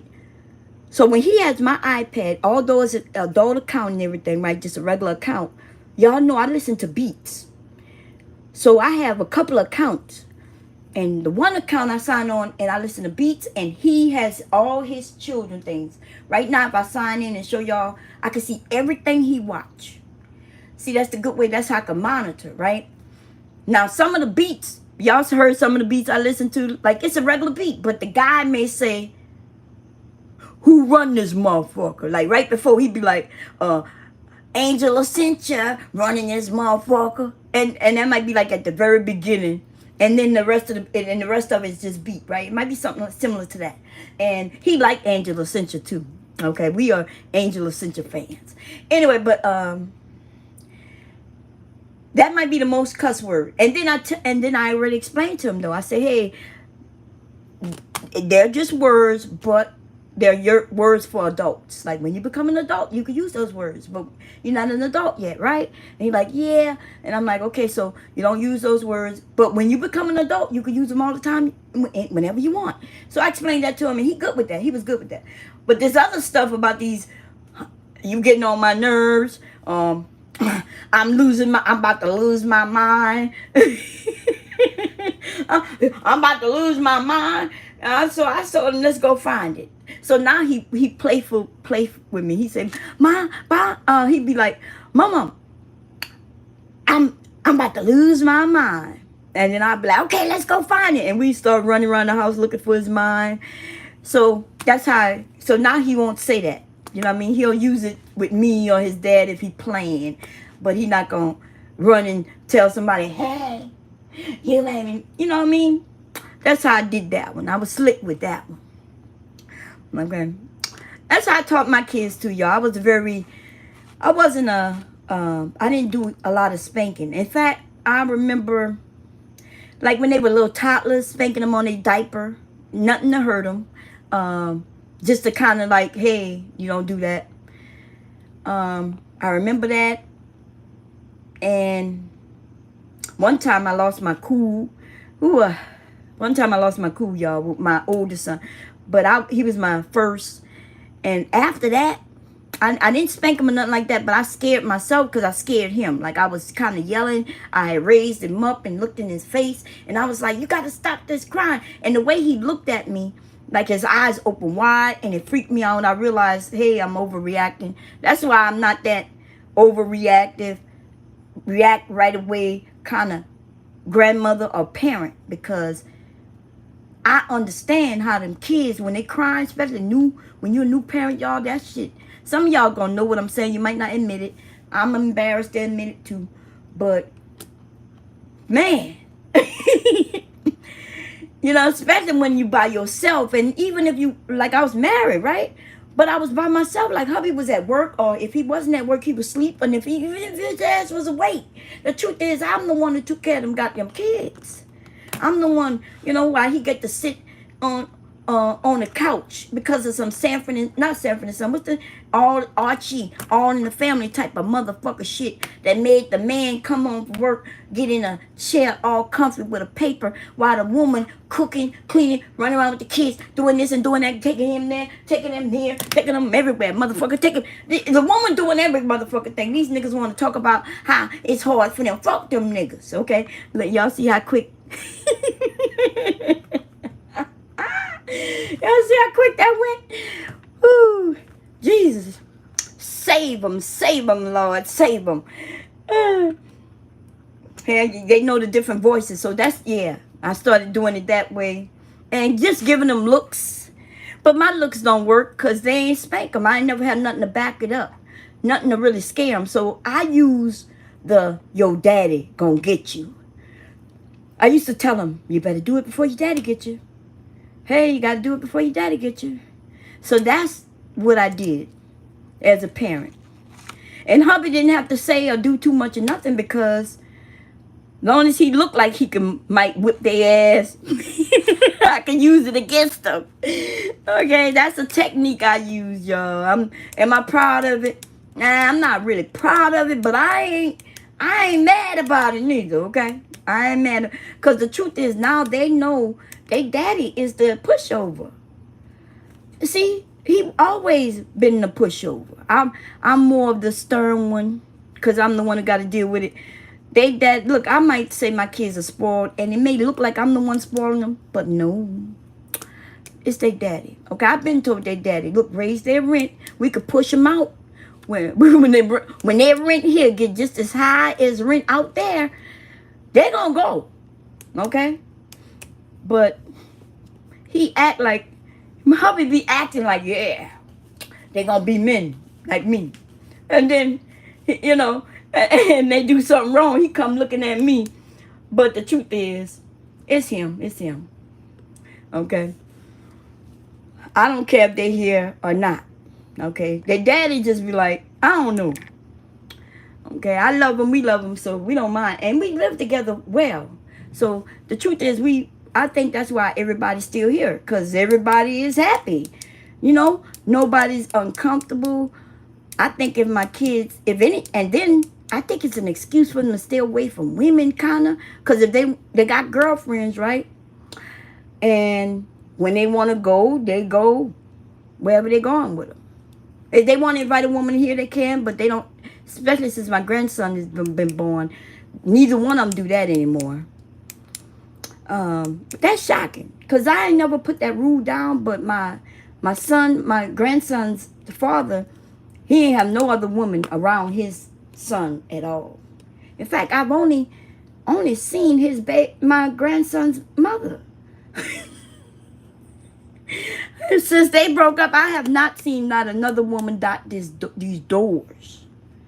Okay, but I did kind of tell him, you're a father now. Hey, things you do, you got to think about your son. He come first. Okay, he does. And your children come first, y'all, to an extent, of course. You know, as you an adult, you still got adult needs and adult things. And nothing wrong with that. You do that adult shit away from the children. And as long as you're away from the children doing your adult things, you can do your adult things. When you're around your children, though, you got to think about what they see, what they see. And you know what I mean? So just think about that, because y'all know I was freaky as a motherfucker. But my children never saw it. Okay, my children did not see it. And even what they did see, they didn't know how to, like, what they did see, they didn't know what they were seeing. Like, it wasn't nothing out of the ordinary, nothing adult. It just looked like regular, just us. So it's not necessarily what you do, but how you do it. And that's what Bomb gonna say on her way out of this motherfucker. Do what you do, young people. Stop letting older people tell you and judge you. Fuck all that shit. We was all wild when we was younger, baby. And I was one of the wildest one, baby. So I ain't got no judgments on you, baby, okay? And stop listening to Monique over there, because Monique was a motherfucker throwing her pussy everywhere, okay? Monique should be shocking the fuck out of me with that gray hair over there trying to act like somebody grandma. Girl, you a grandma, girl. You a grandma. We know your story, hoe, okay? Throwing her pussy. She was fucking niggas while she was married to this nigga over here. And everybody know it. Now she gonna tell women not to wear bonnets outside. Bitch, shut your ass up. Okay, I don't mean to be mean to her and shit, but come on now, y'all. We can't get old and then act like we done forgot. Okay? We can't let the coochie dry up and then act like nobody got no wet coochies out in this bitch. All I say is once the coochie get wet and you get horny, then go ride it. Go ride. Look, ride it. Okay? Just be careful.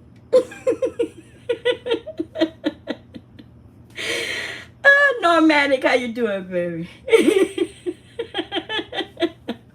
El Hombre. Y'all know I'm crazy. Y'all know. Look, I'm the fun. Vic was gone. I'm the fun grandma. Okay, I'm the fun grandma. I'm gonna keep it real, and I'm gonna keep the children where the children should be. They shouldn't be, you know. And then I'm gonna understand.